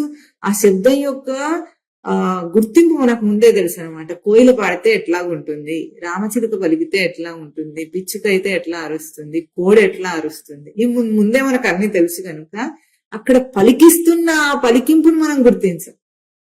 అంటే బాహ్యమైన అన్ని ఆవరణలు, అన్ని అభ్యాసముల వల్ల మనకు అర్థమైన తెలివితేటల వల్ల మనం ఎంత భ్రాంతిలో పడుతున్నాము. ఇది గుర్తించాలంటే ఒక పసిపిల్ల తనను తాను చైతన్యవంతం చేసుకుంటుంటే చూసి గుర్తించవచ్చు. భాష లేదు అక్కడ. భాష ఉందా? పసిపిల్ల ఒక శబ్దానికి భాష ఉందా? తను చేసే శబ్దానికి లేదు. కేవలం చైతన్య స్వరూపాన్ని చైతన్యవంతం చేస్తున్న శుద్ధ స్వరూపంలో ఉంది. మనము అదే ఏడుస్తున్నాం, చేస్తూనే ఉన్నాం. కానీ మనకు ఒక ప్రక్రియ వచ్చేసింది. ఆ ప్రక్రియలో భ్రాంతిలో పడుతుంది. కనుక సర్వత్రా ఉన్న విష్ణుత్వమును తెలుసుకోవాలంటే సమచిత్తుడివి కా, అంటే తీవ్ర ప్రతిస్పందన నుండి తప్పించుకోవాలి. ఇది అభ్యాసం చేయాలి. ఈ అభ్యాసమే వినయ రూపంలో తల్లిదండ్రుల దగ్గర ఒదిగి పిల్లలు ఉండాలి, భర్త దగ్గర ఒదిగి భార్య ఉండాలి, తల్లిదండ్రుల దగ్గర ఒదిగి ఈ భర్తనే పడేవాడు ఉండాలి. అందుకే లోకం అంతా మనం ఏర్పాటు చేసుకున్న మన వ్యవస్థలోనే ఒకరికి ఒదిగి ఒకరు పనిచేస్తున్నారా? ఆఫీస్ లో ఏం చేస్తారు? ఒదిగి పనిచేయడు. ఈ ఒదుగుటను అభ్యాసం చేస్తూ ఇంత జగత్తులో తిరగాడి ఏనాటికో తన యందు తాను ఒదిగితే గనుక అప్పుడు తనకు తాను అర్థం అవుతుంది. ఇవన్నీ అభ్యాసాలు కావాలి. మరి ఆఫీస్ లో పని చేయాలి, తిట్లు తింటూ ఉండాలి, ఒదిగి ఉండాలి. ప్యూన్ ఏం చేస్తాడు? ఆఫీస్ లో అందరికి ఒదుగుంటాడు. అవునా? పరిచర్యాత్మక ఒక కర్మ నుండి ఎదుగుతూ ఉండి బ్రాహ్మణం దాకా ఎదుగుతాడు. ఇవి కులభేదాలు కాదు. తన సంస్కార భేదం ఎట్లా ఎదుగుతుందో, ఒక పరిచర్య అంటే ఒక పనివాడు ఉన్నాడు అనుకోండి, పనివాడు అందరికీ ఒదుగుండాల్సి వస్తుంది. అదే తన గ్రేడ్ పెరిగిన కొద్దీ తన కింది వాళ్ళు ఉంటారు, తనకు ఒదిగి ఉంటారు, తన పైవాడికి ఒదిగి ఉంటాడు. ఇది సామాజిక వ్యవస్థలో అట్లాగే ఉంది. తన కుటుంబ వ్యవస్థలో ఎట్లా ఉంది? చిన్నవాళ్ళు పెద్దవాళ్ళకు ఒదిగి ఉండటం. ఈ అభ్యాసం, ఒదిగి ఉండటాన్ని అభ్యాసం చేస్తున్నారు. భార్య కూడా ఒదిగి ఉండటాన్ని అభ్యాసం చేస్తుంది. పిల్లలు ఒదిగి ఉండటాన్ని అభ్యాసం చేస్తున్నారు. ఈ కాలంలో ఇవన్నీ లేవు, సామాజికంగా కూడా లేవు, కానీ చెప్పుకోవడానికి కూడా కష్టమే. కానీ అక్కడ ఒదిగి ఉండటాన్ని అభ్యాసం చేసి ఏ రోజు తనకు తాను ఒదిగి ఉంటాడో అసహనం నుండి బయటికి వస్తాడు. అప్పుడు తన నిజ స్వరూపం, నేను అన్న ఇక్కడ మై అన్న అంశంతో చెప్పబడిన నేను అన్న అంశం తనకు అర్థమవుతుంది. అప్పటిదాకా అన్ని త్వంలే. సృష్టిలో నేను కాని స్వరూపం ఏముంది కనుక త్వం చేయడానికి నీకు? ఇది అని నువ్వు అనాలంటే నీ స్వరూపాన్ని అక్కడ పెట్టి అంటున్నావన్న చిన్న ఇంగిత జ్ఞానం లేకుండా అప్పుడు తనకు అచిరాద్ విష్ణుత్వం ప్రాప్సేసి పొందుతాడు. ఇదే అంతటా ఉన్న ప్రజ్ఞను దర్శనం చేయటం భజన, గోవిందుని భజన. కనుక ఈ భజ గోవింద స్తోత్రానికి చివరికి వస్తున్న కొద్దీ మనకు మంచి సూచన తనలో తాను ఒదిగిపోవటానికి తీసుకొస్తున్నారు ఇక్కడ శంకరాచార్యుల వారు. వారి శిష్యులు రాసినవి అయినప్పటికీ కూడా అదే క్రమాన్ని చూపిస్తున్నారు. కేవలం భౌతిక స్వరూపం నుండి కేవలమైన అభౌతిక స్వరూపం దాకా తన రూపానికి తాను ఒదిగి ఉండటం ఎట్లా ఉంటుంది? ఆ ఒదిగి ఉండటం అనేది చాలా గొప్ప విశేషమైంది. తాను అభ్యాసం చేయవలసింది. ఈ అభ్యాసము సామాజిక వ్యవస్థలో చేసి అన్ని రంగాల్లో ప్రయోగించి, కుటుంబ వ్యవస్థలో ప్రయోగించి, చివరికి గురువు దగ్గర శిష్యుడిగా ఒదిగి ఉండి తనకు తాను ఒదిగిన స్వరూపాన్ని తాను దర్శనం చేయగలుగుతాడు.